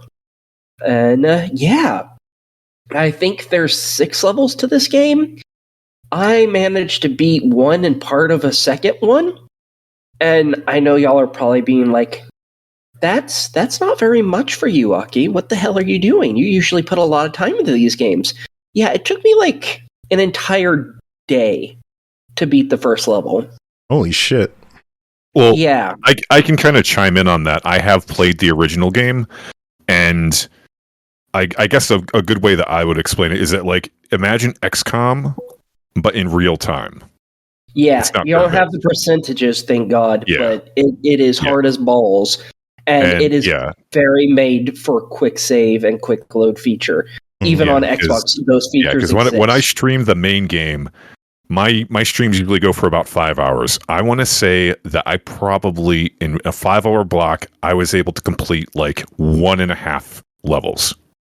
Wow. Also, I sucked at the game, so that was that too. Yeah, I literally spent an entire day and a half working on the first level. It was bad. After when you beat the level, obviously you unlock the next one, but it also tells you lots of different challenges that you can do during the actual game. Some of them are like, sorry about that. Some of them are like, hey, don't use this item for this character, or don't get any kills with this character, or kill this many people with this character at the same time, so on and so forth. And all you have to do is do that once, and you're home free, thank God. At the end, you get those challenges completed, and you have to get 17 of those for an achievement. There's like 5 per level, and one of them's beating it on the hardest difficulty, and another one is beating it incredibly fast. For instance, the first level, beat it in under 20 minutes. Fucking that's for the hardcore pros. Yeah, I'm not. I might beat it on hardcore because it's apparently not too bad once you know where you're going, but beating it in 20 minutes, oh, hell no. But yeah, that is basically the game. Each one of the characters plays differently and has different skills and abilities. For instance, the 3 starting characters you get are Mugen. He's a big buff samurai.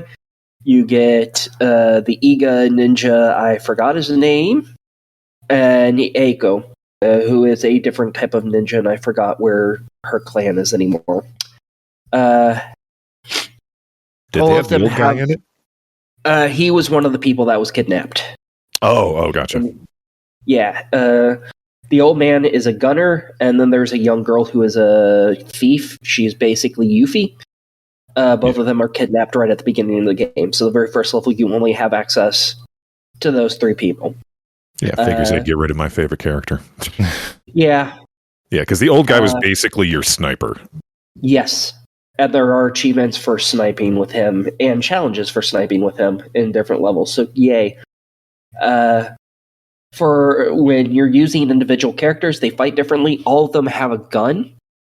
And they're very loud, obviously, because they're a gun.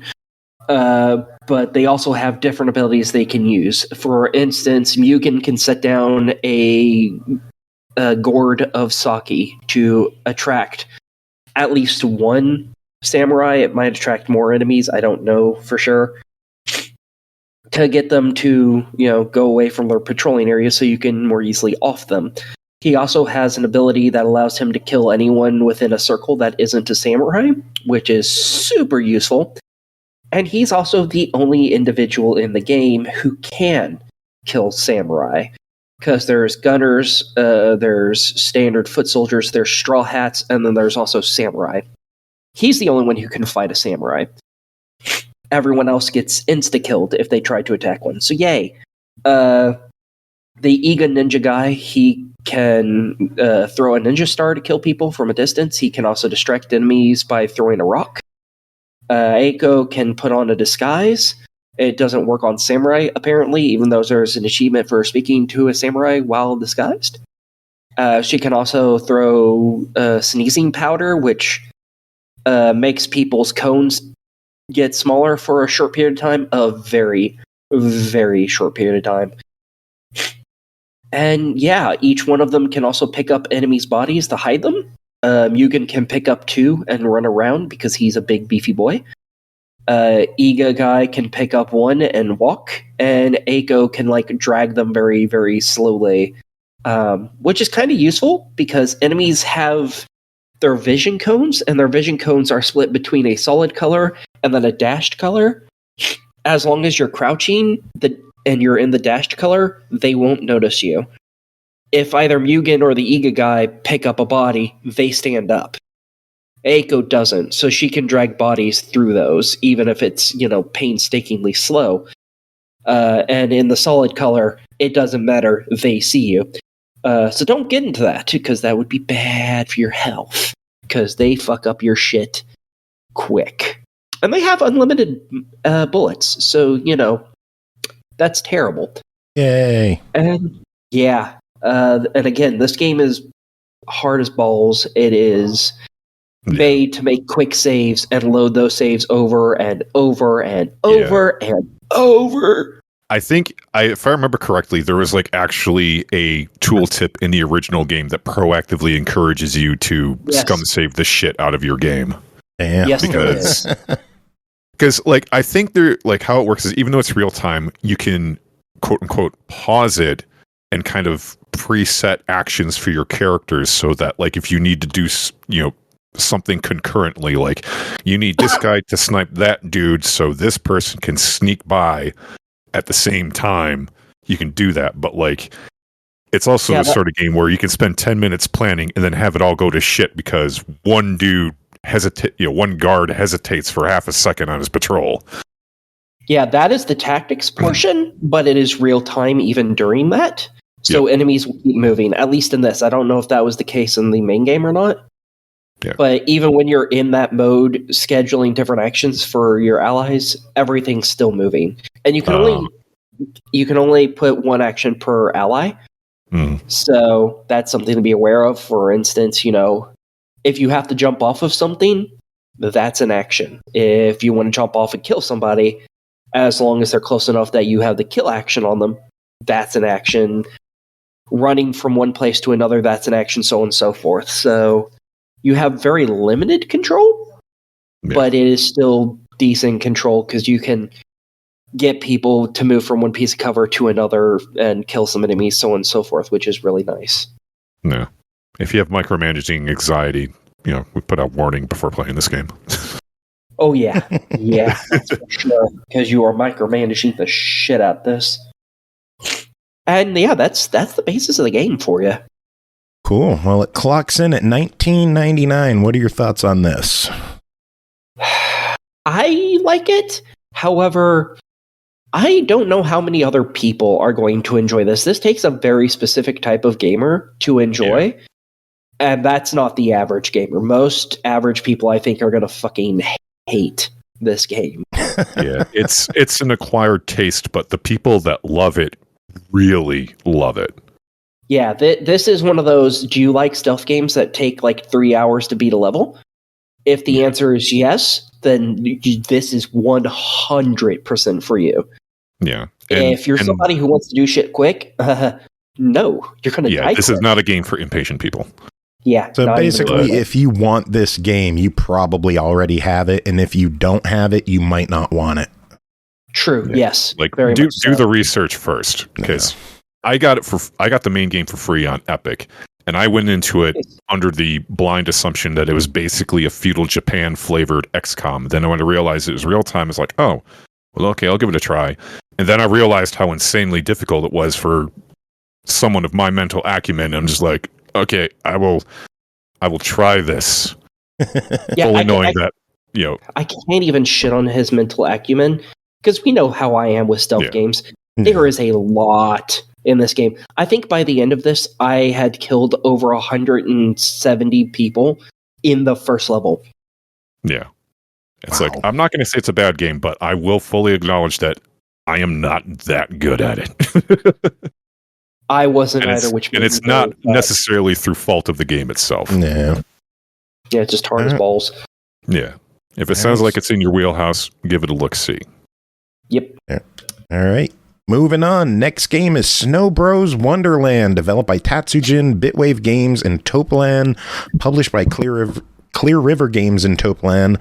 Released November 28th on Switch, PS4, PS5, and PC for $29.99. Winter is coming. Snow Bros is back in this brand new adventure by Tatsujin. Aki, what is Snow Bros Wonderland?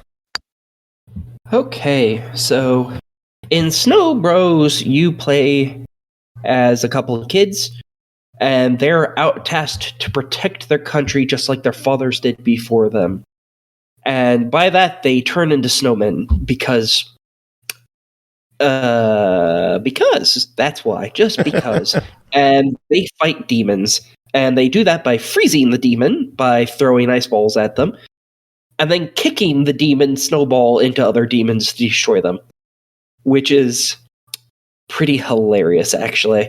You do get more abilities later on, like eventually you get the ability to, instead of just kicking a snowball, you can grab onto it and throw it, which is, fun. And yeah, that is a majority of the gameplay.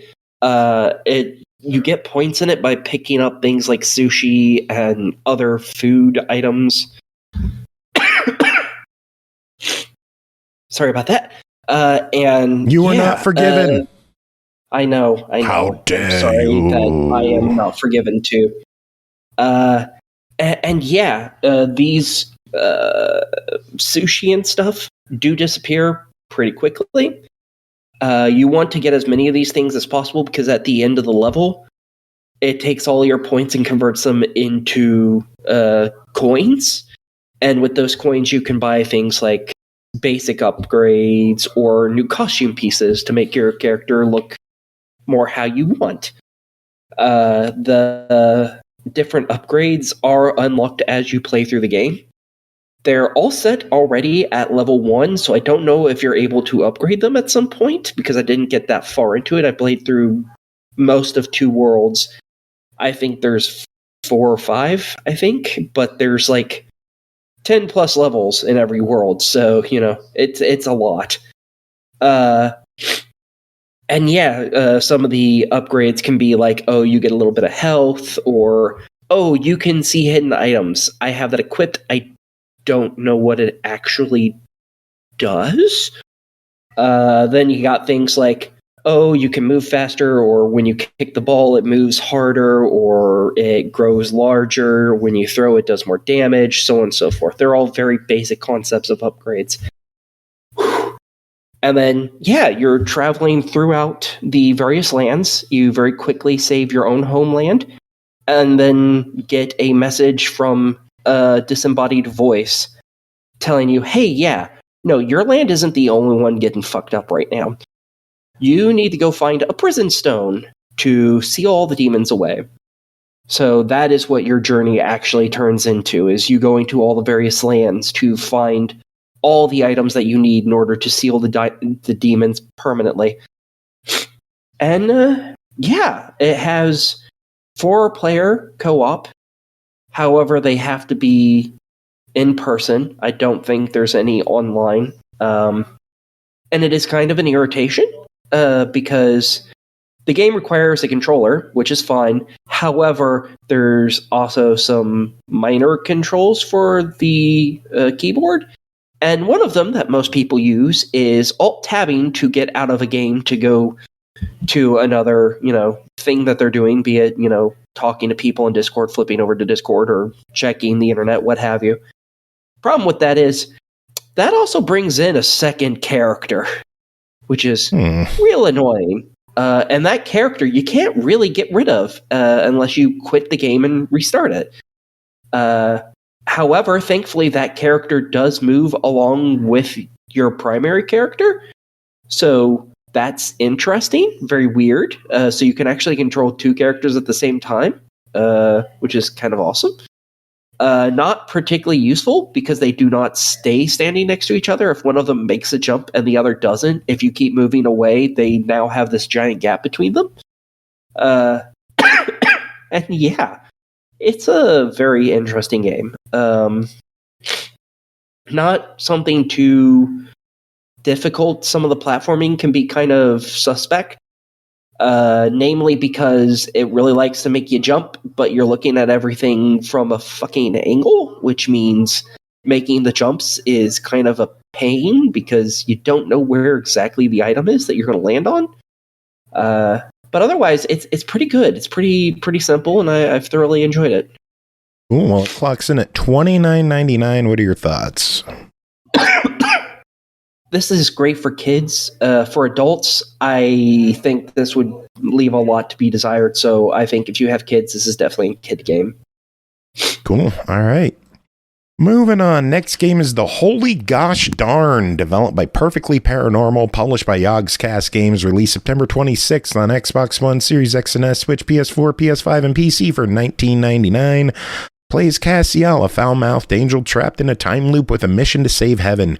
Use the magical clock bestowed upon you from death, yes, that death, from Manuel Samuel, stop asking, to jump between the timelines across heaven, hell, earth, and Helheim to stop heaven from going boom. Again. Aki, what the hell is The Holy Gosh Darn? Well, it is a action-adventure game, I guess.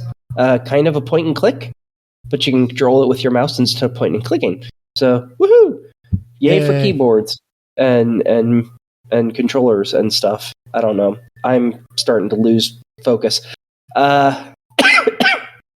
And yeah, you're sitting there with your friend. I don't remember her name because she's not important.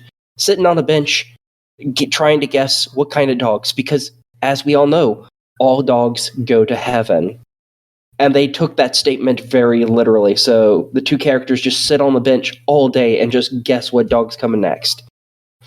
So, yeah. And then you see some weird-looking ghosties that look very pissy show up. And then everything goes boom when they reach the pearly gates.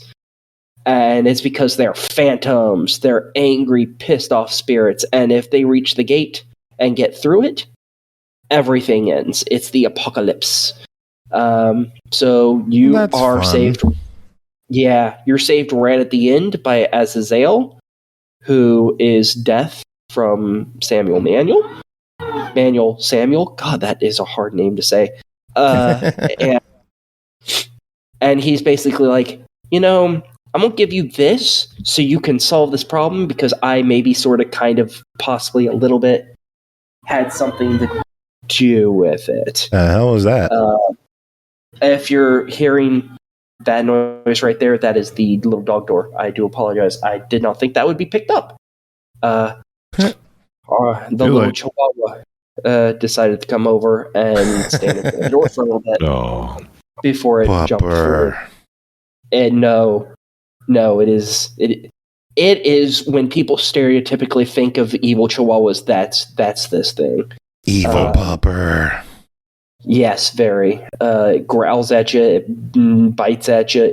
It's yeah. I don't really care for the dog, but Granny loves her. So hey, whatever. It's Granny's dog, not mine. Anyways, so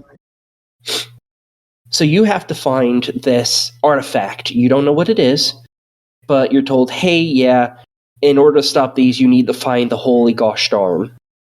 And then you have to figure out how to get to it. Then you have to figure out what it is. And then you find out, it's not where it's supposed to be.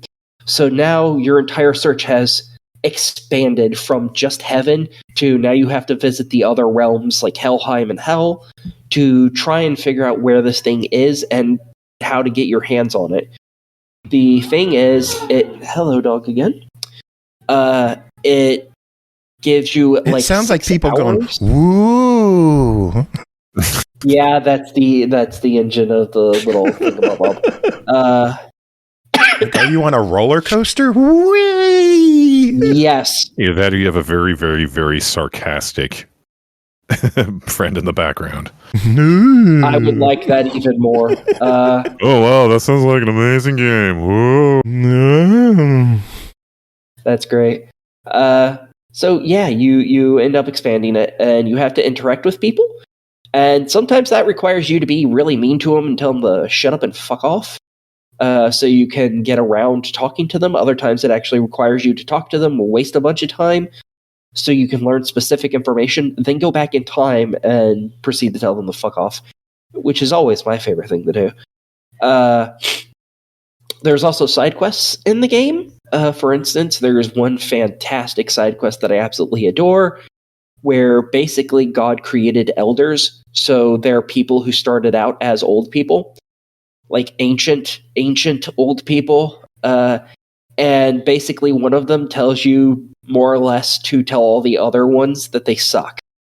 So you have to go tell 23 different really old ancient windbags that they suck, which is hilarious, because most of them you just hear it in their voice. Oh, okay. And it's like, yes, your pain and misery brings me just the greatest of joys. So yeah, and it also gives her some of her holy grace back, which allows her to do various things. So that was interesting. And yeah, you start off with the ability to do almost but not quite jack shit. And I've gotten through a bunch of the game. I have no idea how far I am because it doesn't really have a gauge for you. But I've unlocked the ability to double jump and to dash. So that's really cool. I'm hoping I get more abilities at some point because they're kind of fun. They allow you to gain access to new areas because there's a lot of platforming in this game. Thankfully, it's all on a 2D plane, so it's not too hard. And yeah, I can't wait to find more of the elders and tell them they suck. You have no idea what joy that brings to me. You truly don't. Oh, gee. Well, the game clocks in at $20. What are your thoughts on it? I am 100% behind this. I think everyone can get a kick out of this game. Unless you're really, really anti-elder abuse. In which case, maybe not for you, but try it anyways. But if you're into elder abuse, holy shit. Yeah, it's fantastic. Because the great thing is, you can tell them they suck, and if they don't know that time's being rewound or anything, so every time their heartbreak is just as palpable as the first. Yes! Fuck you. Fuck you. Fuck you. Yeah, I might be a bad person. You can actually set a custom waypoint, so you can create one, then tell them they suck, have their heartbreak, rewind right back to literally right before you told them, and tell them again. You can just keep doing that. I'm a terrible person. I fully admit to this. I love this game. Sounds good. I've always thought you were a piece of shit. I've always thought you were a piece of shit. I've always thought you were a piece of shit. I've always thought you were a piece of shit. You dumbasses! Fucking bullshit! Yeah, we got that one finally. Oh, I like that. I like Talking that about Riz and Skibbity Toilet and all that. I like that one significantly less. Next game to talk about, Breath of Death 7, The Beginning, Reanimated, developed and published by Shadow Layer Games, released December 12th on Steam for $5. The fast-paced supernatural RPG Breath of Death 7 has been resurrected and remastered. Embark with our undead heroes on a bone-rattling post-apocalyptic adventure through an undead world, now more vibrant than ever, to exhume the mysteries of the past. Pernell, what is Breath of Death 7? So, for those who may not remember, Breath of Death 7 originally released back in the old days. We're talking early, like the odd 2000s, when retro style RPGs were not as prevalent as they are now. In fact, it was a period where all the game companies were kind of on the cusp of saying, do away with that style because people don't want it anymore. And the indie scene also wasn't as expansive as it is in the modern day.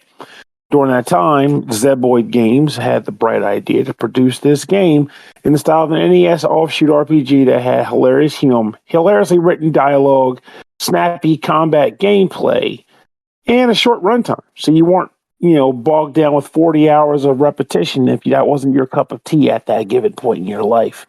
Well, I don't know who decided to do so, but somebody had the bright idea to say, let's take this SNES-styled game and make it into an SNES-styled game and re-release it in the modern day. Whoever that genius was, well, glad you did that because the game is actually good and it deserves a re-release to give people a chance to give it another shot because it actually does still hold up. But what is Breath of Death 7 exactly? Well, you play as a skeleton by the name of Dim, who is a hero skeleton, apparently, undead, of course, who stumbles across another undead entity by the name of Sarah and decides to help her on her adventure to explore some ruins. And then, of course, because it's a JRPG-inspired game, it snowballs into something grander. But it doesn't matter because you're just going to be along for the ride because of ridiculous writing.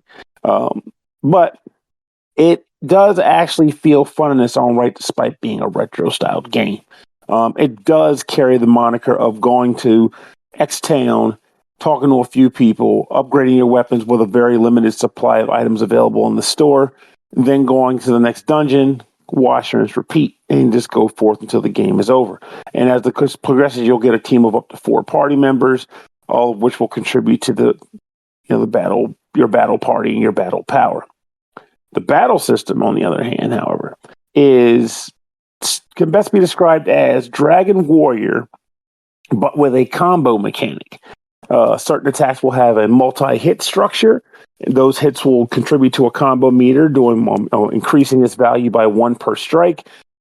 Individual attacks will also increase the attack combo by 1. And then there are a number of attacks that will actually get attack boost based on how high the combo is when you unleash it. Battles in this game are also meant to be extremely snappy. What I mean by that is the game goes out of its way to let you know that you need to wrap it up. Example, at the beginning of most battles, enemies start with 100% strength. And then for each subsequent round, their strength will increase by a percentage of generally 20, 30%, but usually like 20%. So by the end of like turn 4 in a battle, you might see enemies with like 150% strength. So that's what it was, is 10% and 20%. I don't think I've ever seen it go by 30% in one round, but 10 and 20% increments. So the longer you take to win, the more they'll beat the stuffing out of you. And it's not a foreign thought to get a party wipe in this game because you didn't play your turns accurately or correctly. But if you do play your turns correctly, the game rewards you with a full heal. So you don't have to worry about hoarding items. Downside to that, of course, is that the game doesn't have an item system. There's no shopping for items. There's no hoarding your mega elixirs. Though the game does give you potions, which can be used as an option on the action selection menu to fully heal a party member. And you can't buy potions back. You can only find them in treasure chests. So spender beware. But you'll be playing through the game, blitzing enemies, either use your regular attacks to build up combo and then using special attacks to milk the combo for massive damage. As you get party members into your team, you will also access and unlock combo attacks, which can do generally, attack all, attack type style things, and sometimes will increase in damage, but generally I use mine for the purpose of getting attack all damage because I want to clear mobs. When you choose to use a combo attack, you will exhaust the turn choice for all members contributing to that combo attack. It's a fun game to play though. It's interesting that it's not complicated. I mean, I played this back when I was on 362, but it was so long ago that I barely remember, bit by bit, beat by beat. But it's a lot of fun to play. And if you're a big fan of old RPGs, there are a number of jokes in here that are meant to resonate with you, whether it be just generic tropes like, oh man, you can't open that treasure chest. We're inside of a civilian's house. You can't rob them. But then the other party member argues with them like, of course you can. They have money. Take their money. I like how all the town names, or most of the town names, seem to be juxtapositions of RPGs based on their Japanese name and their English name or their American name. So it's actually kind of cool. For example, like Motherbound, you can probably hear that and know immediately what it's meant to refer to. But I think little charming jokes like that are entertaining and engaging. They're not going to make you bust out loud laughing, but it'll get a smirk out of you. But let's be real. Laugh out loud games are extremely rare, so that is not a slight on this game in the slightest. Ultimately, I think this is a solid title. I feel as though, even though it is a game that you could go out and get on a 360 for probably $1 to $5, hey, you can also get it on here for $5. So it's not like you're paying us a premium finances to get Super Nintendo style graphics on this classic game. Just go ahead and you know the deal, Joe. $5. Verdict. I'm gonna give it a fuck it, why not? Because I felt like saying that, but genuinely, it is worth your money and time. It's a lot of fun.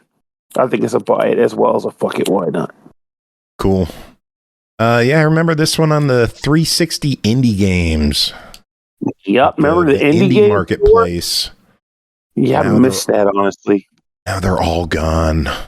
All gone. Yeah, I mean, full stop. That I still believe that indie store, that is why the indie scene. I mean, it probably would have gotten there eventually anyway, but I genuinely believe that is why, in this timeline, that is why indie games blew up like they did.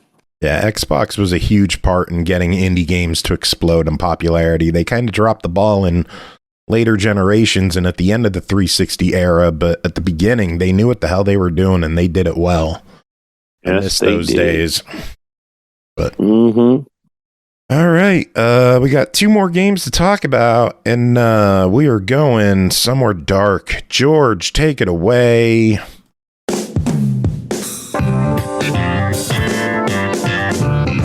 SML After Dark. Up next is Lilith Rising Season 2, developed and published by Jubei Games, released November 9th on Steam for $12.99. Lilith Rising Season 2 is a choice-driven adult visual novel. Return as the prince that was exiled from a demon-worshipping cult, with your companion's journey to become stronger and save your kingdom.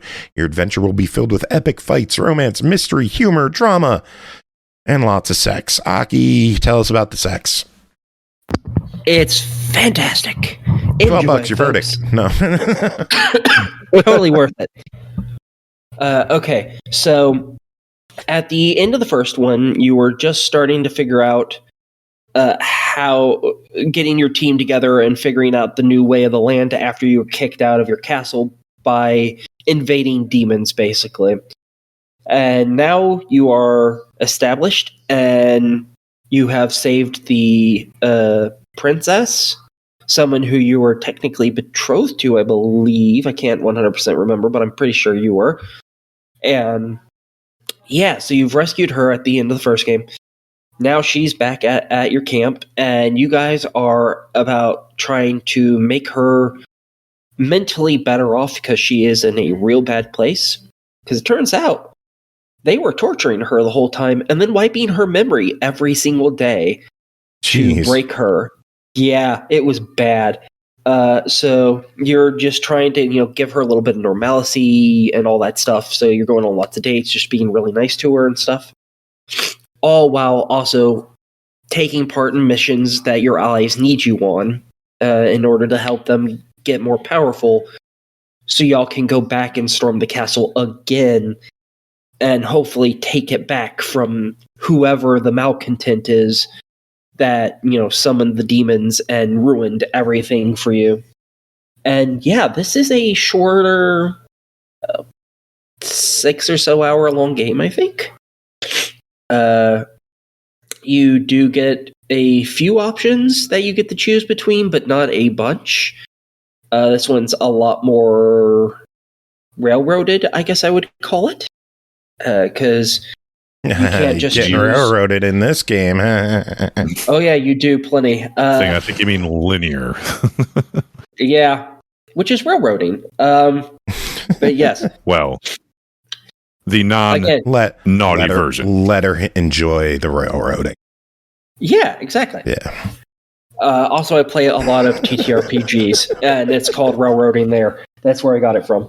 Anyways, so you have the same girls that you started off in the first game with, that you found and became allies with, as well as the princess. Otherwise, no one else new shows up, which is kind of sad. I was hoping for a handful of more girls, just to make your harem a little more harem-y, I guess. But, hey, I can't complain with like 6, I think, 7, something like that. So, yeah. Basically, all this game is you go on a mission with one group of people. So, the first one is the barbarian. You go on a mission with her so she can get stronger. And you're almost always bringing the princess with you because you want her to have a stabilized concept of you being around her, because she feels safe around you, even though you're bringing her to incredibly deadly, dangerous places. And you go from individual to individual, and then you basically storm the castle.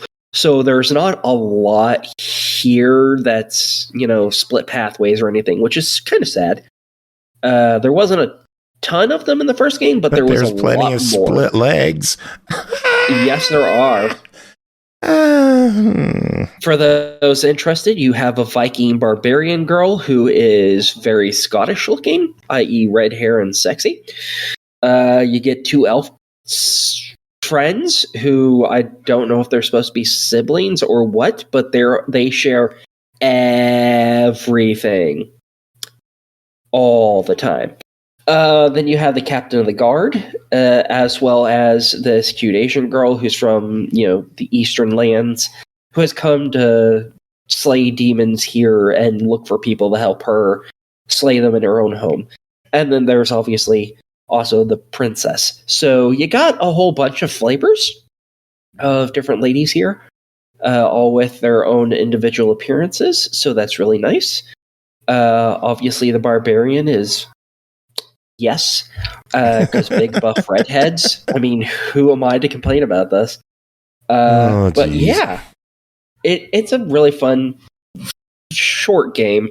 I've really enjoyed it. I can't wait for the next one because it does. It's a short game. I only put 7.5 hours into it. Jeez. Yeah, as I said, it was like she had to unlock all of the achievements. Wink, wink, nudge, nudge. I did miss the 2 achievements. I think it was because they weren't properly unlockable right now. But I have saves where those unlock. So. Oh man! All right, the game's $13. Give us some thoughts as I watch this GIF of this girl's boobs bounding on the Steam page. Yeah, great GIF. I love that GIF. Just going at him. I am so totally for this game. It's really fun, and the girls are really hot. And yeah, go watch the GIF of the jiggle physics. They're fantastic. Yeah, that's the first thing I was looking for an image to use. There aren't any. And well, I mean there are, but none that wouldn't get me banned on Twitch. So I just found a nice NSFW picture to pull up. That one we could possibly use. Yeah, there's no nudity in that one. That one, no. That one, no. That one, no. That one, definitely no. No. No. Yeah, I'm not even going to test the waters. I'll just play it super safe. Flowers. We could use that one. Okay. Save image as. Just make sure there's no nipples around the flowers, because you never know. He does have a point. I don't think there's any nipples. It's just flowers out in the open. So. Okay. Joe, you sweet summer child. Oh, I that know. must be the garden that you build with the princess. Okay. There's the only picture we're allowed to show from this game. Yep. There you go. And that's the princess, by the way. With the jiggle boobs. Oh yeah. All right. Don't pan to the next picture. Did you give us your verdict? Yes, 100% buy this game. Cool. Then we got one final game to talk about tonight, and it's DLC for Fetish Locator Week 3, the Bonus Endings DLC 2, developed and published by ViNovella Games, released October 30th on Steam for $7.99 as DLC for Fetish Locator Week 3. Get ready for an unforgettable finale with the second DLC for Fetish Locator Week 3. This DLC includes the last 6 endings out of 18 possible, wrapping up the legendary trilogy. Each ending lasts an hour and is packed with sizzling content that will satisfy your deepest fetishes and desires. Aki, did it satisfy whatever fucked up desires you have? Yes. Cool. Yes, very much so. Okay, so this is technically a review of the first and second one. The first one was just free. It also added 6 endings as well. Originally in the game, all these endings still existed to a degree, but they were like a single slide, and they took like 5 minutes to read through because it was just a placeholder, basically. It had 6 proper endings at the start. And with each subsequent DLC they added another 6 of them. And where those little quick, 5-minute things with a single slide on it, they are now replaced with fully fledged entire scenes that take quite some time to get through. And basically most of these, from what I've seen so far anyways, are you decide, because in the main game you're trying to take down whoever is running Fetish Locator because they have stuff on you and basically everyone else who uses it, and they're basically screwing up your life and a friend's life and other people's lives, and you're like, well, fuck you guys, we're taking you down. Most of the endings in this, some of them are related to that actually finishing the game, so on and so forth, but a lot of them are, at this point, this character wants to leave and they want to take me with them. So, fuck it, I'm gone, because I really like this specific character, and they're not sticking around this shitty little city. To hell with the consequences, I'm leaving with them.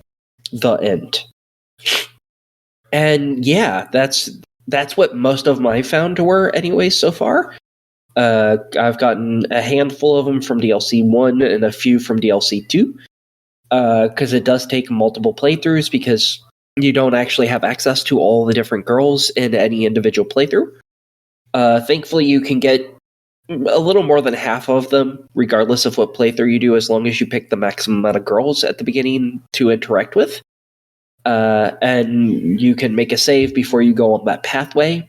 Go that pathway, see that ending, and then continue the base game to get closer and closer to fuck these people, they gotta go down. So, yeah. One of the first ones I got for DLC 1, I believe, was with a cafe worker that the character knocked up in the prior game. And basically the two of them went off to live at the beach and run a cafe shop together and then raise her kid, which was really nice, really sweet.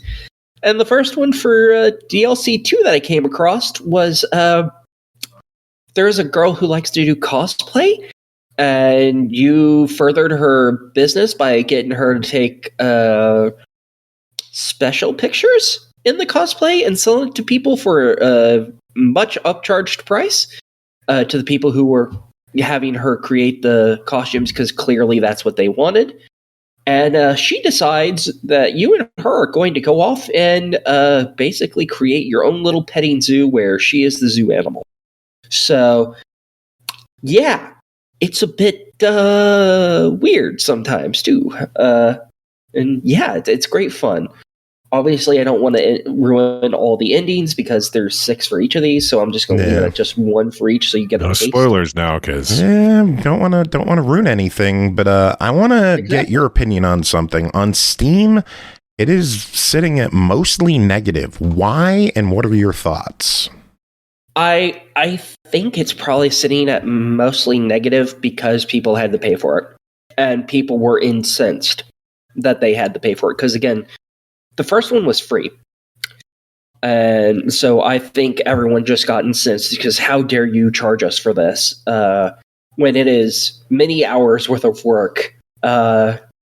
I think the endings are fine for what they are. And it's not like they're charging us a ton of money for these either. These are pretty cheap endings.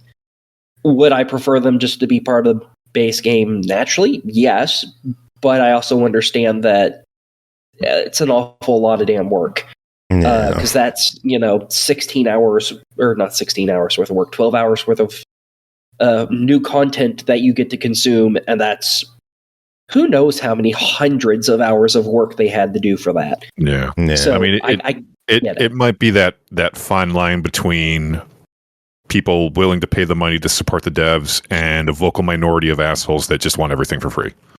Yeah, I think that's where a majority of the mostly negative is coming from. That and a bunch of purists who are, oh, how dare there be porn games? Because there's always people like that, sadly. But it's not bad. I really like this DLC. I've liked both the DLCs. and the endings are really good. They're really fleshed out, really thought out. Yeah, flesh. So you get to beat a lot of that flesh. Anyways, so I don't think it deserves a mostly negative at all. I think it deserves at least a positive, if not mostly positive. Well, it's $7.99.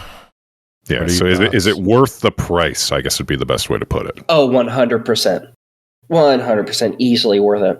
Especially since the first one was completely free. You're basically getting 12 hours of content for $8. I'd say jazzy, but it's more like jizzy. Yes, so much.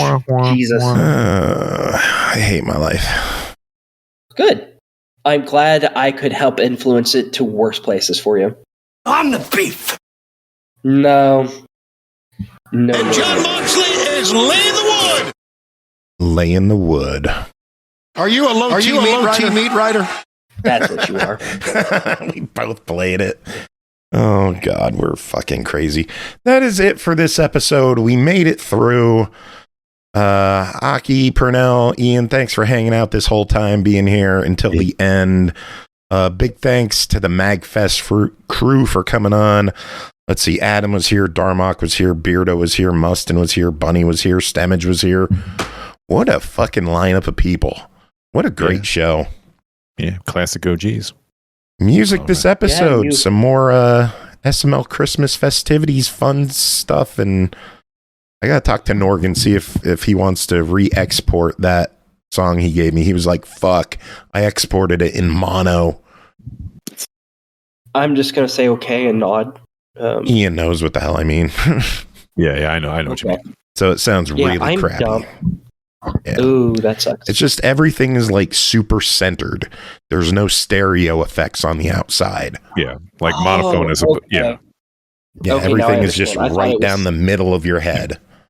It's like imagine having like 5.1 surround sound, but like the song uses mono, so everything sounds like it's right there in your lap with no real directional dynamics.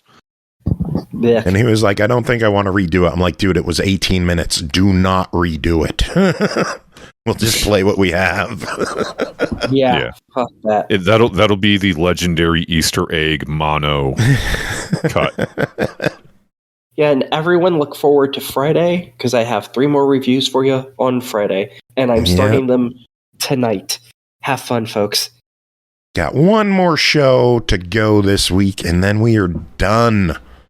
Going on break, going on vacation. And it's not a Thursday episode, it's a Friday episode, too. Yeah. Thursday, we're going to be streaming the Game Awards, though, so be here for that if you would like. Otherwise, thanks for listening. Thanks for hanging out. Enjoy some music. Pernell, do you have any final words to end the show? Get some sleep. Enjoy your family. Enjoy your presents if you get them. Donate some charity if you got some extra money. And just be well. We got a rough road ahead of us next year, so shore up. Be ready. Next year, good Lord, we're just... That's why I'm drinking this wine right now.